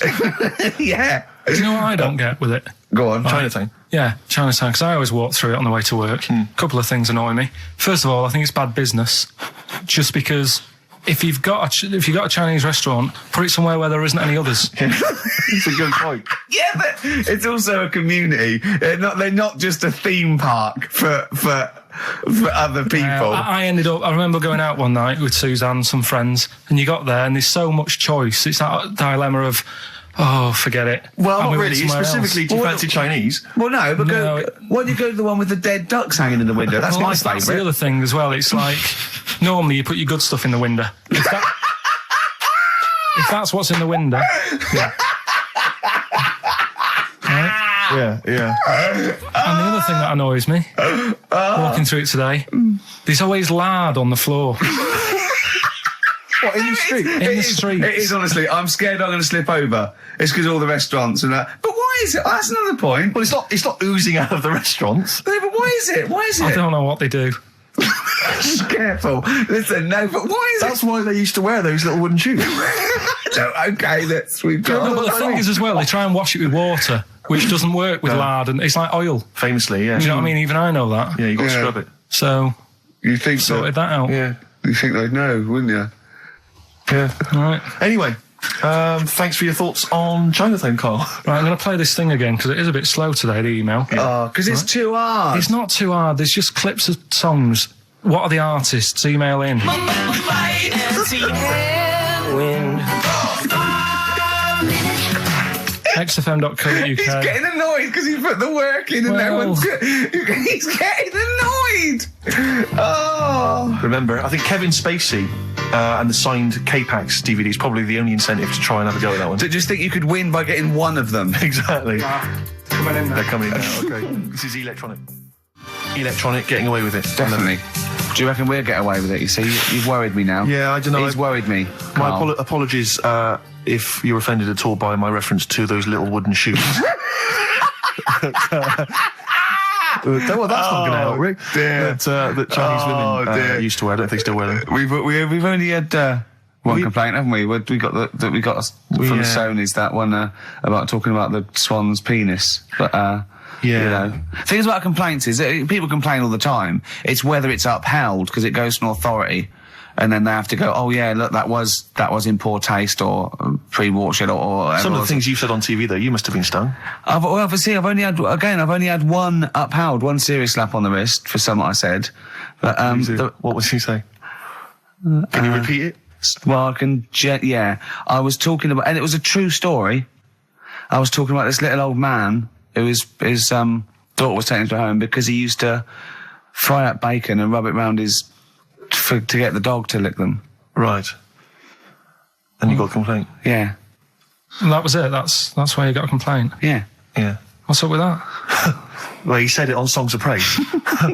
They said it was in poor taste, I suppose. What other complaints? The biggest complaint ever on TV, the most complaints ever for anything on TV, was the showing of The Last Temptation of Christ. Yeah. Do you know the second? Yeah, the second was I think Anne Robinson putting the Welsh into room 101. What? Because she didn't like him and that. Yeah, she just said, well, they're going in the, She said it slightly more eloquently than that. Yes, yeah. I can the people or the place. I don't know. I think it was the place and therefore the people. Yeah. What do you mean, yeah? No, well, my mum and dad have sort of moved from Manchester. They reside now in Wales. Oh, yeah. And it is... Look at his face, turning his nose up. No, but it is pretty depressing. Do you know what I mean? It's just one of them places that... it's like you go back in time and that when you go there. I mean, maybe the major cities there, maybe Cardiff is all right. What, even coming from Manchester, it's like going back in time? It's like one of them places, it feels like every day is Sunday. Do you know what I mean? It's just depressing and grey and slate Lots everywhere. Lots of vicars walking around going, I'm late. Well, yeah, it is the sort of attitude they have, right? This is true because my mum and dad live there and that, right? And they love it. It's all right. It's an healthy place to go when you get older and that. But this is why they don't move on in Wales. Well, I'd just like to make another sorry to any Welsh people listening. We're not saying you don't move on. Karl is. No, but... Sorry about the little Chinese shoes again. The thing is, it's good that, in a way, that they do that, and they don't want to be, like, rushing about everywhere, because the way London isn't that great either, is it? Because it's totally opposite here, right? Yeah. So I'm not having a go. It is a bit dull. I think even people who live there will agree with me, right? But, like, one of the shops that my mum and dad use, right, it's only a little sort of villagey type shop, can't be bothered staying open for hours and hours, right? Because there's not enough people who use the shop. Yeah. So what you do is, they get used to what you buy. And they leave it out. They put it in a phone box outside. They put it in a phone box? Yeah. So it doesn't get wet. So my dad's loving that. Well, Once he found that out, it was like, brilliant. But how is that a bad thing? That's brilliant. Well, it's not for other people. It is for my dad, because he's picking up all sorts of stuff. Oh, no, he's not. Oh, yeah. He's not nicking other people's shopping. Well, it's not like nicking, is it? Because it's not theirs yet. Oh, and you've stitched him up on radio. Well, of course, because they're going to think, who is there in town with a Manc accent who hangs around a lot, keeps making phone calls and is getting fatter? Yeah. That's You've stitched him I right love up that. there, I love that your dad was excited when he found out. I can't believe that he's moved there. He's retired to this little village where it's based on trust and community, and he is abusing it. He's using his scally Manc ways. Bloody hell, Lakers. There's no bread again. There's old women going hungry. Yeah. Their cats aren't getting fed. And your father is just, that's obscene. That's obscene. Oh, I think it's a die thief. That fella from Manchester. I don't even think they've got Sky there yet, have they? They can't listen. They won't know what's... I think you stitched him right up. I hope you have, actually. I hope he goes down for it. I hope he's hounded out of the community like Frankenstein's monster. Yeah. They should get burning torches, go up to the Set mansion. fire to his cottage. Yeah. Exactly. Right, well... He's out of the choir. Yeah. Bit of Streets. Yeah. Streets. Has it come to this? Could I just extend, Rick, my apologies now to both the Chinese community and any Welsh people listening? Yeah. And I'm sure that list will increase as the show goes on. Yeah. Forget about tomorrow. Feeder. Right.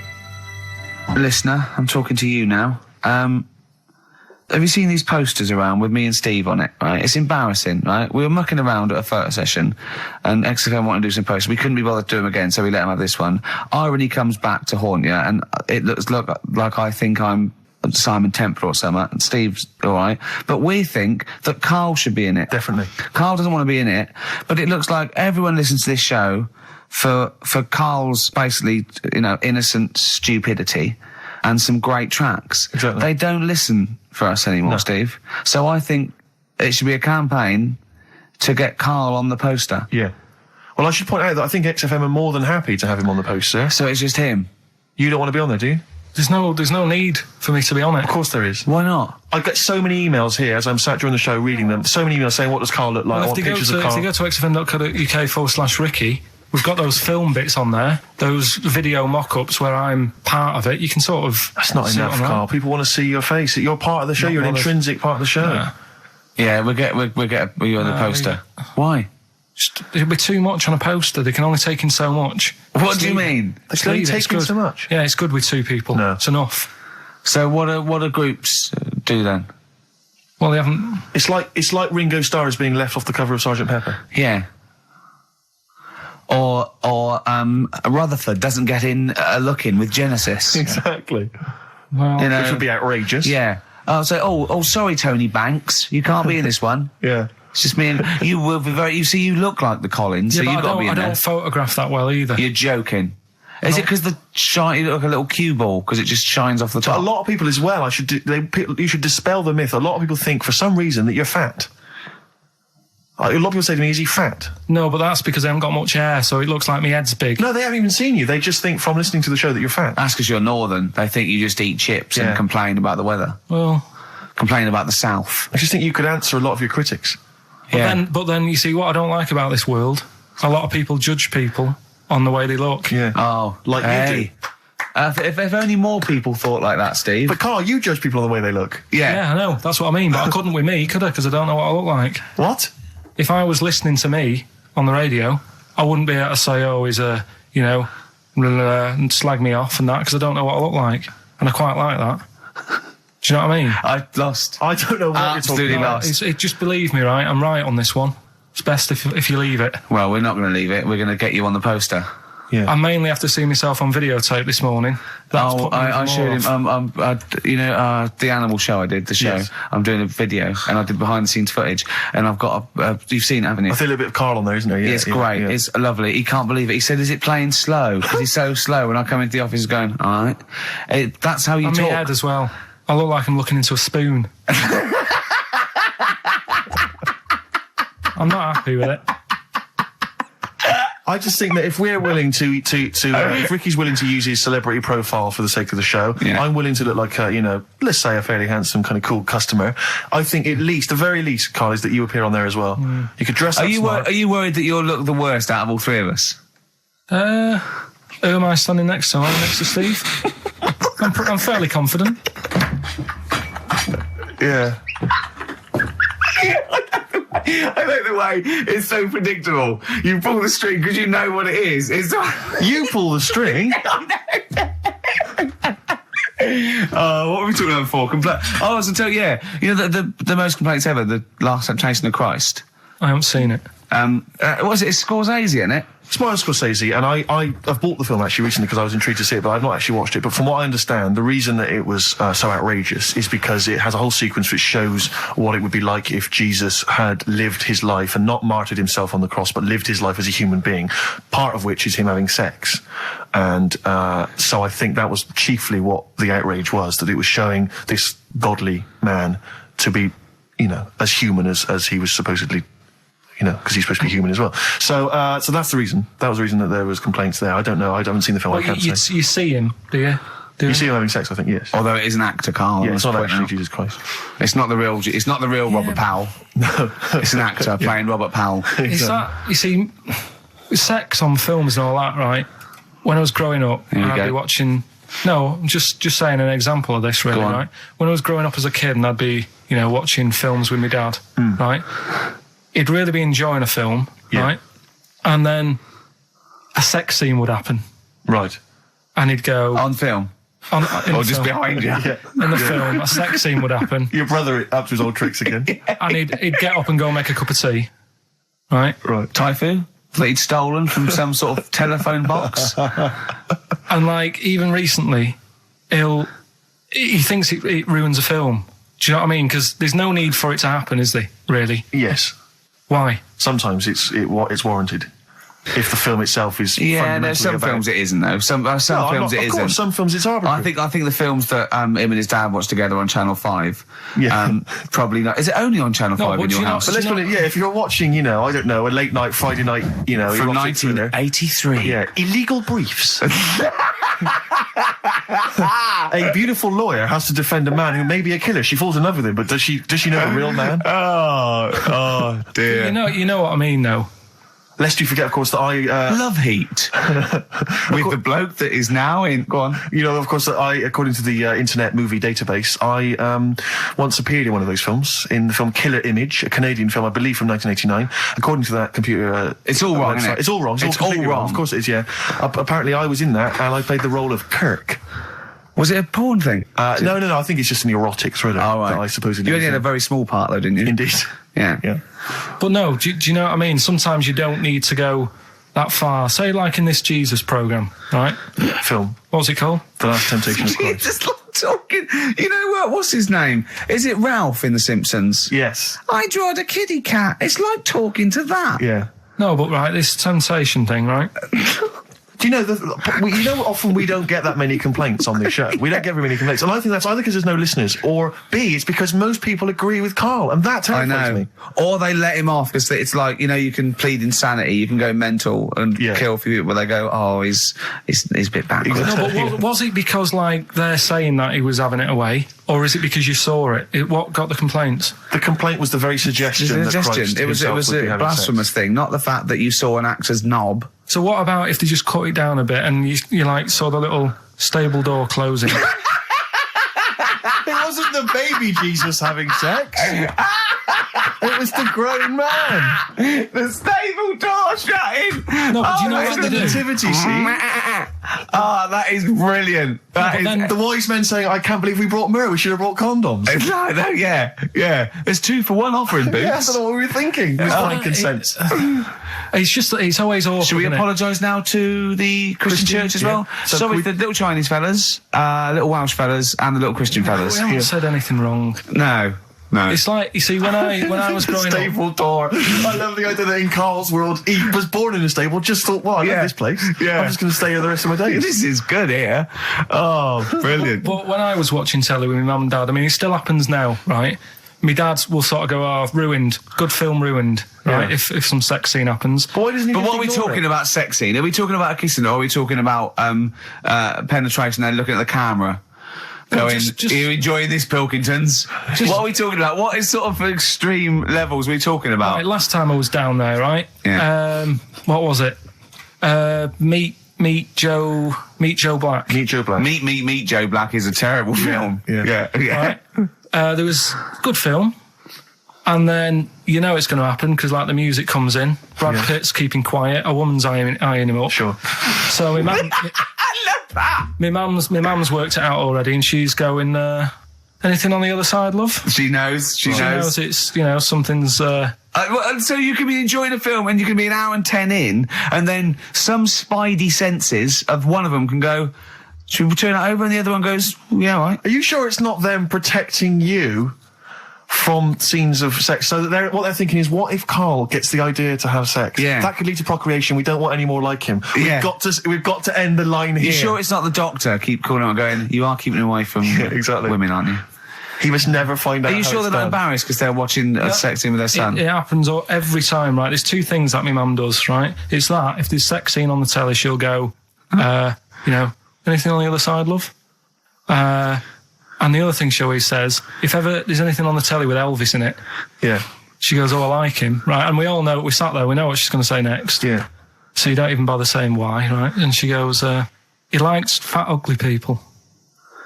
He what? He liked fat, ugly people. He didn't always go for, like, the good-looking fans in the crowd. What Elvis did? Yeah. Right. That was always the thing. And I'm sorry. No, hold on. I don't know what we're doing now with our lives, Steve. Wait a minute. Right. So your mum says two things, right? She either says... Is there anything else on the other side? Or, I like Elvis. There's a pause because you know what she's going to say next. She says, he liked fat, ugly people. How often does this occur? Well, because they've got, like, Sky, there's a lot of those channels on. They're like the music channels. So Elvis always comes on. There's either an Elvis film, there's, like, a classic hit by him on... And she'll go, I like Elvis, he likes fat, ugly people. And what do you mean he liked fat, ugly people? Is she a fat, ugly person? Because there's that special Vegas show, isn't there, where he's dancing about, right? And he's got loads of scarves around his neck. Towels. Yeah. And, like, he always hands them down to the fat, ugly ones. Right. And I always say it's because they're the fat, they've got a sweaty face because they can't, you know what I mean? I don't know what world they live in. I don't know how we've gone to this subject. What sort of world are you got when you're watching his face? And what do you mean fat, ugly ones? You mean they're in the front, they're sweating a lot because they're a bit chubby? So she thinks, is giving them a towel because it's he's really going, wipe your face, you're putting me off, you fat cow. Stop sweating near me. There's another one. What? So, hairy Chinese kids. Yeah. Jesus. We haven't slagged off hairy Chinese kids. We slagged off Chinese... We didn't slag anyone off. We just said they really haven't got a town as such, and they wear shoes. What do we say? Yeah, little wooden shoes. And what did the... I just don't know how we got onto Elvis and big fat ugly women. I don't know I don't know how we sidestepped from the Last Temptation of Christ. Did you see that Fat Girls and Feeders program? Go on a minute. Eh? What's Tom Petty first? Oh, brilliant. It's a great song. Breakdown. How many Tom other Petty. radio shows have talked about Last Temptation of Christ, Chinatown, fat ugly women? More than 60 minutes. Exactly. Incredible.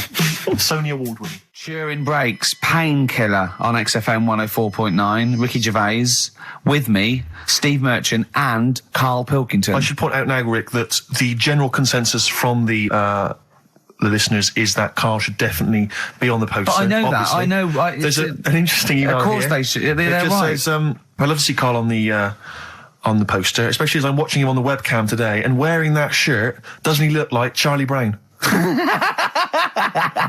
He looks just like Charlie Brown from the Peanuts cartoons. Oh my God. That's it. From now on, if anyone ever asks me what he Karl does looks look like Charlie Brown. Oh, it's like great him. because Charlie Brown has got that thing. You've got less features than Morph. It's just a round head and there's human aspects. It's just the bare minimum. When I draw a cartoon of him, it's so easy. Yeah. The thing is, right, if I go on the poster, this is what I'm worried about. Where do you go from there? What do you mean? Well, it's difficult, isn't it? Do you know, like before, you were talking about the complaint that a TV channel got about some fella putting bacon? Yeah? Yeah. That was me. Yeah. Yeah, you were talking about a fella I didn't put the bacon on, but yeah, I was talking about it and it got a complaint, yeah. Right. Now, he had to do that to get a kick. Yeah? Yeah. Where do you go from there? And it's the same for me on a poster. Once they've seen me... Yeah. And we get sued by the estate of Charles M. Schultz for using without copyright his most popular creation. Oh, it's just that if people don't know, it keeps them interested. They don't need to They're know not what tuning I'm in like. every week on the off chance that we'll... They're wondering what you look like. Yeah, but the ones who are, it just keeps them... They won't let them down there when they see your picture. It won't let them down. It won't be a letdown. It's exactly as it should be. Leave it. Anyway, competition, yeah? Right, let's get the answers. Let's get this out of the way. Songs of phrase. Songs of phrase, just in case you just tuned in, it's a new feature we've been doing. We take songs and chop them up and that, and It's a phrase that's cropped up on the show a few times. This week we were going back to the classic "Me Auntie Had Wind" for 5 minutes. Let's go back to the classic. And let's have a These are the answers, is it? Okay. My auntie had wind. Right. So what you had there is you had the knack. Yeah. With my Sharona. Auntie was some Manson track. What? You don't even know what it was. Auntie Everything, I think it's called, some album track, right? Then you had Bill Medley, Jennifer Warnes, I've Had the Time of My Life. You had Bob Dylan. Wind. Idiot wind. Blowing in the Wind. Oh, Blowing in the Wind, was it? What was after that? 4. 4 was 2468 Motorway. 2468 Motorway. Yeah. Tom Robinson. Tom Robinson, yeah. That was the 4. Then you had the 5 from Manfred Mann, 54321. We wrapped it up with a bit of 5-star for a minute. Something about... Can't wait. Can't wait another minute. So... They're the answers. Yeah, we're looking for someone who... I don't think we got anyone who had them all right. But nobody got all 7, although in your little answer list then you only listed 6 because you got your numbers went out of sync in your own brain. Well done. Once again, smooth. I tell you what, Karl, why don't you next week at least write down the answers for yourself? Don't need to. Well, you clearly do because you just embarrassed yourself. Don't need to. You've proved that you do. Fine, anyway. Well done. I'm going to give it to Paul Tier. PJ Tier, because he got 5 of the 7. Correct. Well done. So he gets... And he's getting that signed Kevin Spacey Yeah, DVD. if you can just email us your address as well and get them off to you today. All right. Brilliant. That's what you're dealing with. So you've done that. You've done that competition. That's been put to bed. Let's have a great tune, Rick. And then what else we got? We got some monkey news? We've got monkey news. We've got Cheap as Chimps. We're doing the film thing. Right. Got the film thing. What film is it this week? Silence of the Lambs. You can be owning that by 3 o'clock on VHS. Is it about $4.99? Is it? Thereabouts. 20th century boy. Come on, Mark. Some people want a 21st century boy these days. Mark Bowden there. A little bit out of date on XFM 104.9. Ricky Gervais, Steve Merchant, Karl Pilkington. Right, it's that time again, isn't it? Monkey news. Yeah, monkey news. Oh, monkey news. Right, if you're a new listener, this is where we do a bit of monkey news.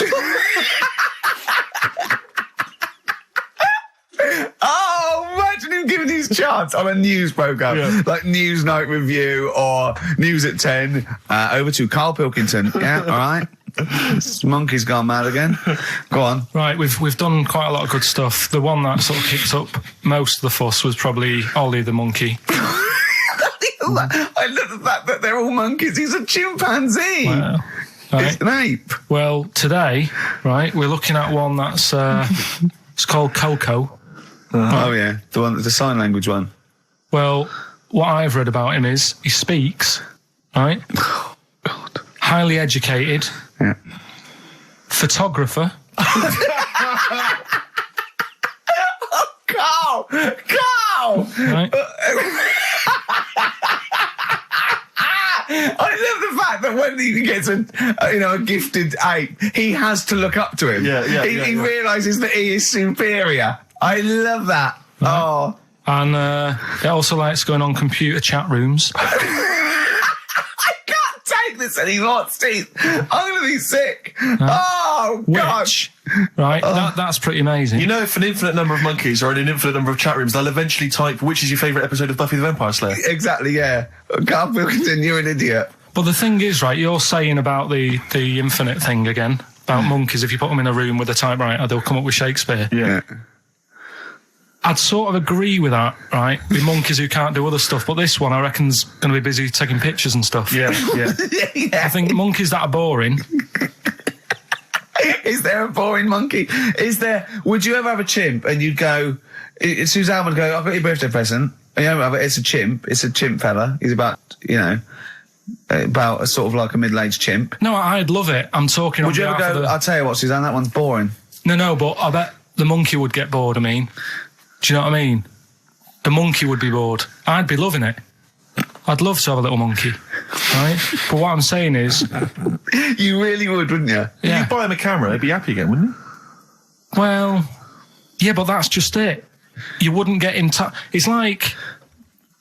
If you can do other stuff, you don't want to do the boring stuff. Forget the typing. Forget the monkey's typing. Talk about this monkey that's a photographer. No, but we are in a way. I'm just saying that would be happier monkeys that have got nothing else to do, if they can't take pictures and that, and they can't go on chat rooms, They're happy to sit in a room typing away for infinity, yeah. Do you know what I mean? But he's got maybe a little exhibition to put on. Do you think... Do you know that most chimps and apes and monkeys still actually just live in trees? These are in laboratories and zoos and things. You know that's not the norm.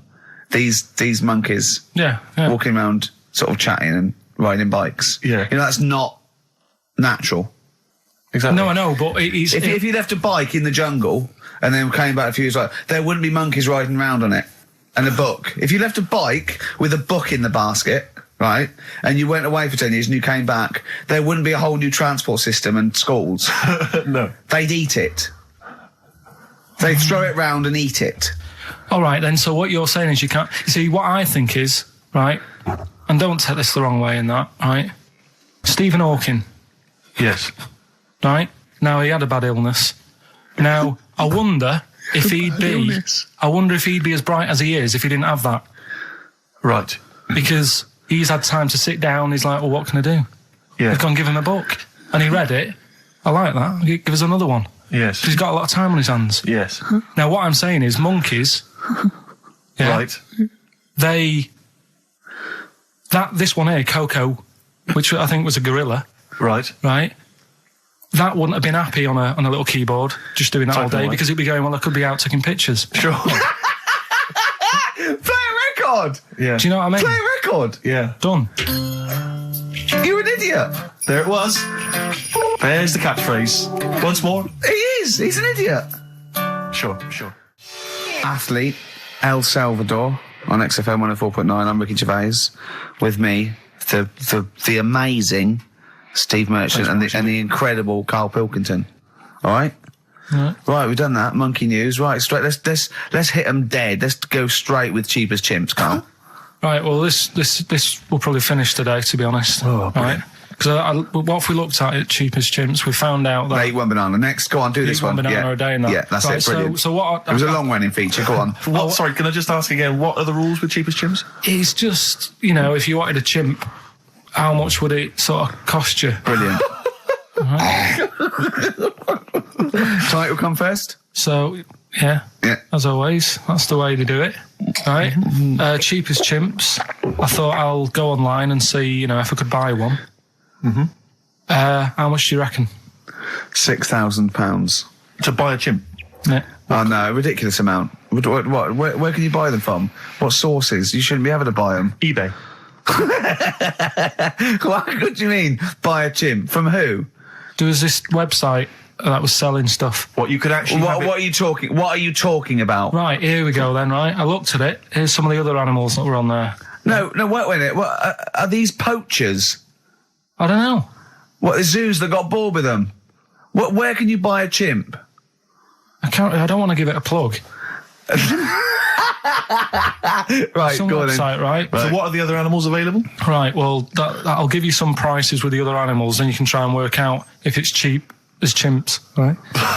So, right, a camel. What do you reckon?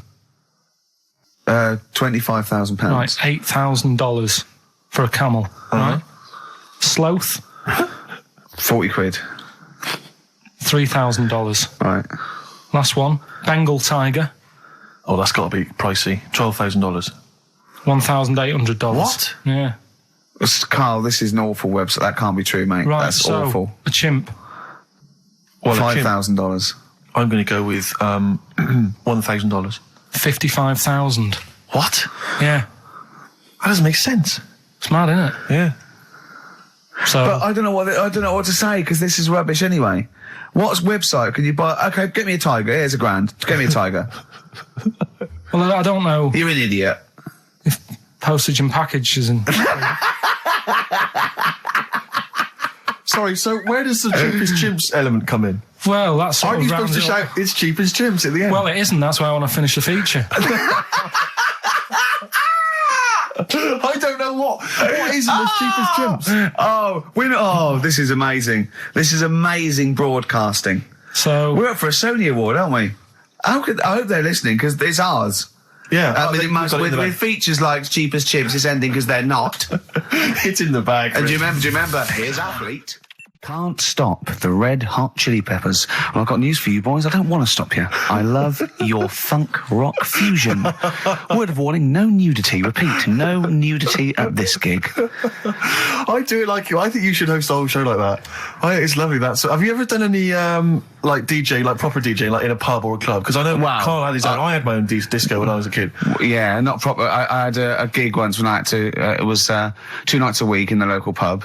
Just the 2 decks. That was in a suitcase. You know, those sort of all-in-one thing. And they just wanted the same records. They wanted Rod Stewart, Baby Jane. They wanted about 11:15 when they were all drunk. They wanted Don McLean's American Pie, which they all sang along to. Yeah. Uptown Girl they liked. Right. But yeah, I didn't used to do the talking. Did you do the patter? No, I couldn't. I just don't understand it. I just love those wedding sort of DJs that they have to give you extra information. They can't just play a song. They have to say things like, "Ooh, all the way back there in the Commodore's easy." It's sort of like they have to tell you something. Who's listening? They're just going to play the next record. It's a wedding. Yeah. It's like there's like the controller of a local radio station listening. He just happens to be at the wedding, thinking, "Hang on, hold on, he's played a record, but he's got extra information." Well, they should do useful things at a wedding. Like, will the overweight aunt in the purple dress please now take the floor with little unfortunate kid and let him hop around? As the dance floor is currently empty, will any 8-year-old boys wearing those tiny tuxedos please slide across the dance floor on their knees? Until they are taken home and put to bed early. I went to one once. And the bloke who'd hired it went to the DJ, and this DJ that had come with this sort of party wanted a 70s disco, and he looked like Woody Allen, right? And I was sure he used to be a gentleman's outfitters, like, and he said, "Oh, I wanted a 70s disco," and he went, "Well, I've got Bicycle Race by Queen lined up, I've got ELO, and I've got Cliff We Don't Talk Anymore." So, and he went, "Well, I went sort of more disco." He went, "I don't really want to blow all my Earth, Wind and Fire before 10. But it's like all planned. There are rules. Will the 17-year-old girl who's dressed like Avril Lavigne please tap loudly because I still haven't played anything by Linkin Park? Will the 45-year-old woman recently divorced please cry now? Yeah, please cry now. Please cry now because it's clear you're never going to find another man. Because you used to be a DJ, didn't you? Because there is a sort of rule. Definitely, I remember there was like, what I learned was that there are certain tunes you just do not play early on. Oh, What a Night, for instance. Dun, dun, dun, yeah. People, you never play that before like 11. You want that last hour before they've got to go home to be non-stop dancing. When would you pop on Dancing Queen? Interesting, thanks for that. Is there a buffet being served? Yes. Yeah, well, definitely post-buffet. I remember there was great days. I was reminded this recently by ITV's Reborn in the USA. There was a great time where you could come out of the buffet or any kind of speech with a bit of Gina G. I remember there was a great period for a couple of years where that was always a barnstormer. Sure. Sadly, no longer the case. What about, because the danger is, of course, you go back to the 70s, maybe you got Dancing Queen, but how many do you play before you come into the 80s with perhaps Billie Jean? Or Soft Cell? Soft Cell's always a classic, yeah. I'd love to hear that. And, because there's always controversy now, as to whether Love Shack is overplayed. I know that's a big discussion I've never liked it. I just will any 35-year-old men please now dance ironically to Bombastic in the vain hope that someone would actually find them attractive. Love Shack? Oh no, never liked Come it. on, Eileen? I never. Yeah, all right. I just never liked any records that with a hint of novelty about them. They are popular though. They're floor fillers. I hate them. You haven't done DJing, have you? Exactly. What do you mean? Singing on the other side of your face. Have you? Yeah. Have you? Yeah. You didn't play Dexter's Midnight Runners? Probably. Yeah. Yeah, I mean, I didn't plan it out that much when I did it. It was like, I knew I had the tights and cigars to give away. Which he stole from his parents' bedroom beforehand. Yeah. Why were you giving away stuff at a disco anyway? Why are you just playing records? Because people liked it, didn't they? If it wasn't... It hasn't changed. We're doing this. We talk rubbish, we play records, and we give away crap that we found. Yeah. It hasn't changed, does it? And, so I had some good times. I mean, for people who haven't been listening all the time, it was called Pilky's Making Music. Yeah, it was like Pilkington, and my mate was called something Making, and the music was what we played, right? And I had some cards made, had some nice blue glossy cards made, but they were quite expensive. Yeah.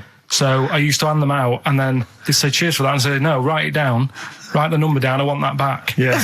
Brilliant. Because they were quite pricey. Yeah, right? yeah. Classy done. businessman there. I think Richard Branson used to do that. I think so, yeah. Saved a bit of money, because my dad made some lights, Sonny. He just like... He said he made them, he found them in a telephone box. People were making phone calls in the dark around the neighbourhood. Exactly. It was just white bulbs in like a box, and like my mate making, he used to just flick them on and off, like the thing. And then they'd be in time with the music and that. And perfect. Well, you had to sit there and I love that. I love that. We got our sound to light system. What's his name? Colin. Yeah. Brilliant. Right. So did you ever rent him out? Right, well, we never had any disasters, right? But my mate did one, right? And I don't know if it's that funny, really, but I'll have to tell you anyway, right? He was doing this gig, and it was probably one of the biggest gigs, right, that he ever had. Must have been a couple of hundred people there. Yeah. And in like a big sort of warehouse thing. Anyway, for some reason, there was some problem with a big speaker that fell, right? So the police turn up and stuff. Right. And they try to control the night, and they're going, can everyone sit down? We try to control it. Can you sit down? So anyway, you get a few like little groups of people sitting down on the floor, and people were still stood up, and the police were saying, look, you know, we're going to cancel this whole night if you don't all sit down. And more and more people are sort of sitting down. It's going on for about 20 odd minutes, right? Will you please sit down? And it gets to this point when there's just one lad stood up in the middle. And he's going, look, you're ruining it for everyone. Will you sit down? And it goes quiet for a bit, and someone's muttering something. And he goes, the lad standing up has got calipers on his legs. Can we have a round of applause for the kid? Who said that? It was this lad who was doing the DJ. He was the DJ. So, like, the police and everything were saying, well, you sit down, you're ruining it for everyone else. Dear. You know, the quick way to sort that out would have been to play James. Or sit down. Yeah. But most of mine I had good nights. Yeah. Always got rebooked and stuff. And I had a bunch of Venture Scouts went mental once, had a food fight. What are you playing to Venture Scouts for? Well, we got booked by everyone, Rick. We started with weddings and local, things, but we soon went up. At one point we played a massive gig in a big tent in the middle of nowhere for some scouts, and they absolutely loved us. Rage Against the Machine. Oh, they couldn't believe their luck. Do you know when they say weddings and bar mitzvahs? Do they get a lot of discos playing bar mitzvahs? Is that a big? I don't know. So. What happens at a bar mitzvah? Well, I've not never been to a bar mitzvah. Could someone phone in if you had a little bar mitzvah? Tell me what it was like. What did you play at a bar mitzvah? I don't know what the occasion is really. It's becoming a man, isn't it? Yeah. All right. We'd learn something, won't we, Karl? Yeah, all right. Do you want them to phone in? Yeah. Do we? Well, I want to know if they really do have DJs at bar mitzvahs. All right. Oh, wait. How interested are you in that? Well, I don't want to embarrass myself one day. Sure. That's Karl, you've got to learn, haven't you? I'll tell you what, have we got time for the film thing as well? Yeah, play the film thing now. No, let's play a tune. Let's play a great tune. tune. Oh, I can't believe my luck. Bit of Cure? Yeah. Forest. The Cure on XFM 104.9. Wow. Brilliant. Someone called in, she's been to a bar mitzvah, and they do have apparently a crap disco. And apparently, what happens? Well, Karl asked her what happens. She said, you just sit around and see the kid who's getting bar mitzvah, or the man now, get given loads of money. Right. And I said, is there a female equivalent? And apparently there is a female equivalent of a bar mitzvah, but she didn't know what it was called. What's that? A bar titzvah. Right, I'm just going to add to the list of people we've offended. Sorry to Jewish people as well. Yeah, we've got to So sorry to Jewish people, sorry to Chinese people, sorry to Welsh people. Ugly fat women. Well, don't put the Welsh in twice. Sorry to Elvis fans. Elvis fans. Animal lovers. Animal lovers. Brilliant. Well, lovers of great radio. Yeah. That was, music lovers. Good, well, sorry about that. Apologies to all of you. Yeah. And, we haven't even had time for, we haven't got time for the film thing this week. oh, why not? Just, it's running tight, really. Are you sure? We haven't done Cheeky Freak of the Week. That's a new feature, isn't it? That's a new feature. Cheeky Freak of the Week. Let's do Cheeky Freak of the Week. What is the cheekiest freak of the week? I'm just going to apologise now. I've just had freaks, sorry to freaks. Okay, right, go ahead. Well, I say it's a new feature, but we've sort of touched on it in the past with... We always talk about freaks. Hairy Chinese Kid. Yeah. We've had the Pillow Man. Yeah. Are you called a draft excluder? Just make a note of that, would you, Rick, on the list? People without arms and legs. But at least, you see, the Pillow Man, what do you picture? Because I was saying to Ricky in the week, right, I'm a great fan of the Elephant Man. That's his, do you know that's his favourite freak? Oh, the of all Elephant the Man. freaks, that's Do you know why he said, He said, because you get what you pay for. When someone says the Elephant Man, you get what it says on the tin. Right. You know you're going to get it. Yeah. Do you imagine, Steve, if you had a mate and you said, where are you going? He said, I'm going to go see my mate. And you go, which mate? And he said, the Elephant Man. Yeah. Straight away, you haven't even met him, but you know what he's going to look like. Yes. Right? That's what I like about that. Hairy Chinese kid. Yeah, you know what you're going to get. Pillow Man. Yeah. Not so good. What does that mean? It could be one of those big fat things on that show, couldn't it? A big pillow, like a... Yeah. You know, they had that big thing about the fat people and feeders. They were getting up to like 60 stone and that big one. And there's a thing called fat admirers that just fancy fat women, right? And you writing that down? Yeah, sorry. And they had blow up versions. It looked like a bouncy castle. Wow. Yeah. Really? Yeah. You'd be knackered when you blew that up. Yeah, you just wouldn't want to go forget it. Yeah. Oh God, That's people being cruel as well, isn't it? Because after watching the programme on Channel 4 about the fat people and fellas who like them and stuff, there was a story on one of the news websites about some fella in Germany, right? It was a big fella, must have been about 50 stone, and he fell over, right? And I think he hurt his ankle or something. And Timber. They sent firemen instead of like an ambulance. Yeah. So straight away they're having a bit of a laugh. They're not. No, they've got winching gear. Well, they didn't know. They didn't have winching gear. They had to use the hose pipes to carry him out. I think it was Anna Nova, that news website. They had to use the hose pipes. So they made like a bed using the hose pipes. Oh, yeah. And had to carry him out on that. And then they had to sort of get him into a special truck, they said. Mm-hmm. And do the same when they got to the hospital. I mean, that's a bit... That's mad, isn't it? They shouldn't do that. Although, Carl, I'm loving that story. I'm just worried that we're not going to be able to fit in Cheeky Freak of the Week. What's the Cheeky Freak of the Week? All right, Cheeky Freak of the Week. Something I found on the net. Yeah. A fella who had 27 toes and fingers. In a jar? No, still on him. And proper ones as well, not like little stumps and that. Proper, fully formed fingers. He had like... Was he a pianist? Close-up magician? I don't know what he did. He just said that he was... Cat's cradle professional? Did he ever work on finger bobs? He was saying in the week. For the crowd scenes. I'm now going to do Braveheart. Yeah. He said about the Elephant Man. He said, I want to do a thing right with freaks where it's good and bad. He went, what did you said? The pro about him is... What about the fella with loads of fingers, or...? No, the Elephant Man. Well, he said the bad thing is he stretches his jumpers. When he puts them on. Yeah. And what's the good thing? Sort of, he never gets up and goes, oh, my hair's a bit of a mess today. No. He's always having another bad face day. I don't to complain about this head and shoulders. You're taking the piss. Yeah. Oh, dear. So that's freaky. Didn't you see an elephant woman in Manchester? Yeah, leave that. What do you mean, leave it? No, because it is sad. I know it's sad, but I mean, I don't know what my next sentence is. No, people always That think, should be the end. I don't need to say anymore. People will know what she looks like. It's a good name for her. Did she like buns? Oh dear! It was when my dad was a taxi driver and he used to sit in the front. Yeah. And she used to get a lot of taxis. Yeah. And he only charged you half price, didn't he? He was a good guy. well, the bad thing is as well with people like that, you don't want to offend them because they never forget.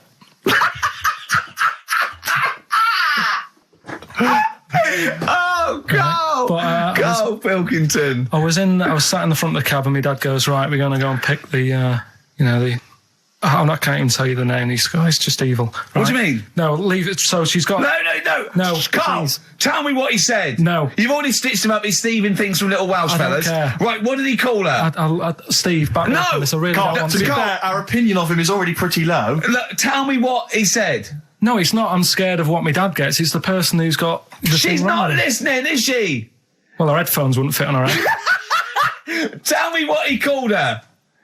I don't want to. Tell me what he called her, Carl. I'm getting angry, man. Tell me what he called her. No, I'll leave that. Honestly, Tell me what he... It doesn't matter. Tell me what he called her. Carl, just... I'm going to go... Seriously, I want to know what he called her. Right, you're not going to stop this show. We're not doing the next show until you tell me what he called her. What did your father call the elephant head woman? Tell me. Spudhead. How old were you? I don't know, about 9. So did you expect to see a potato with a dress? He did sort of, again, it's a good name. Do you know what I mean? I had an idea of what it was going to be about, and he said, do you want to stay in the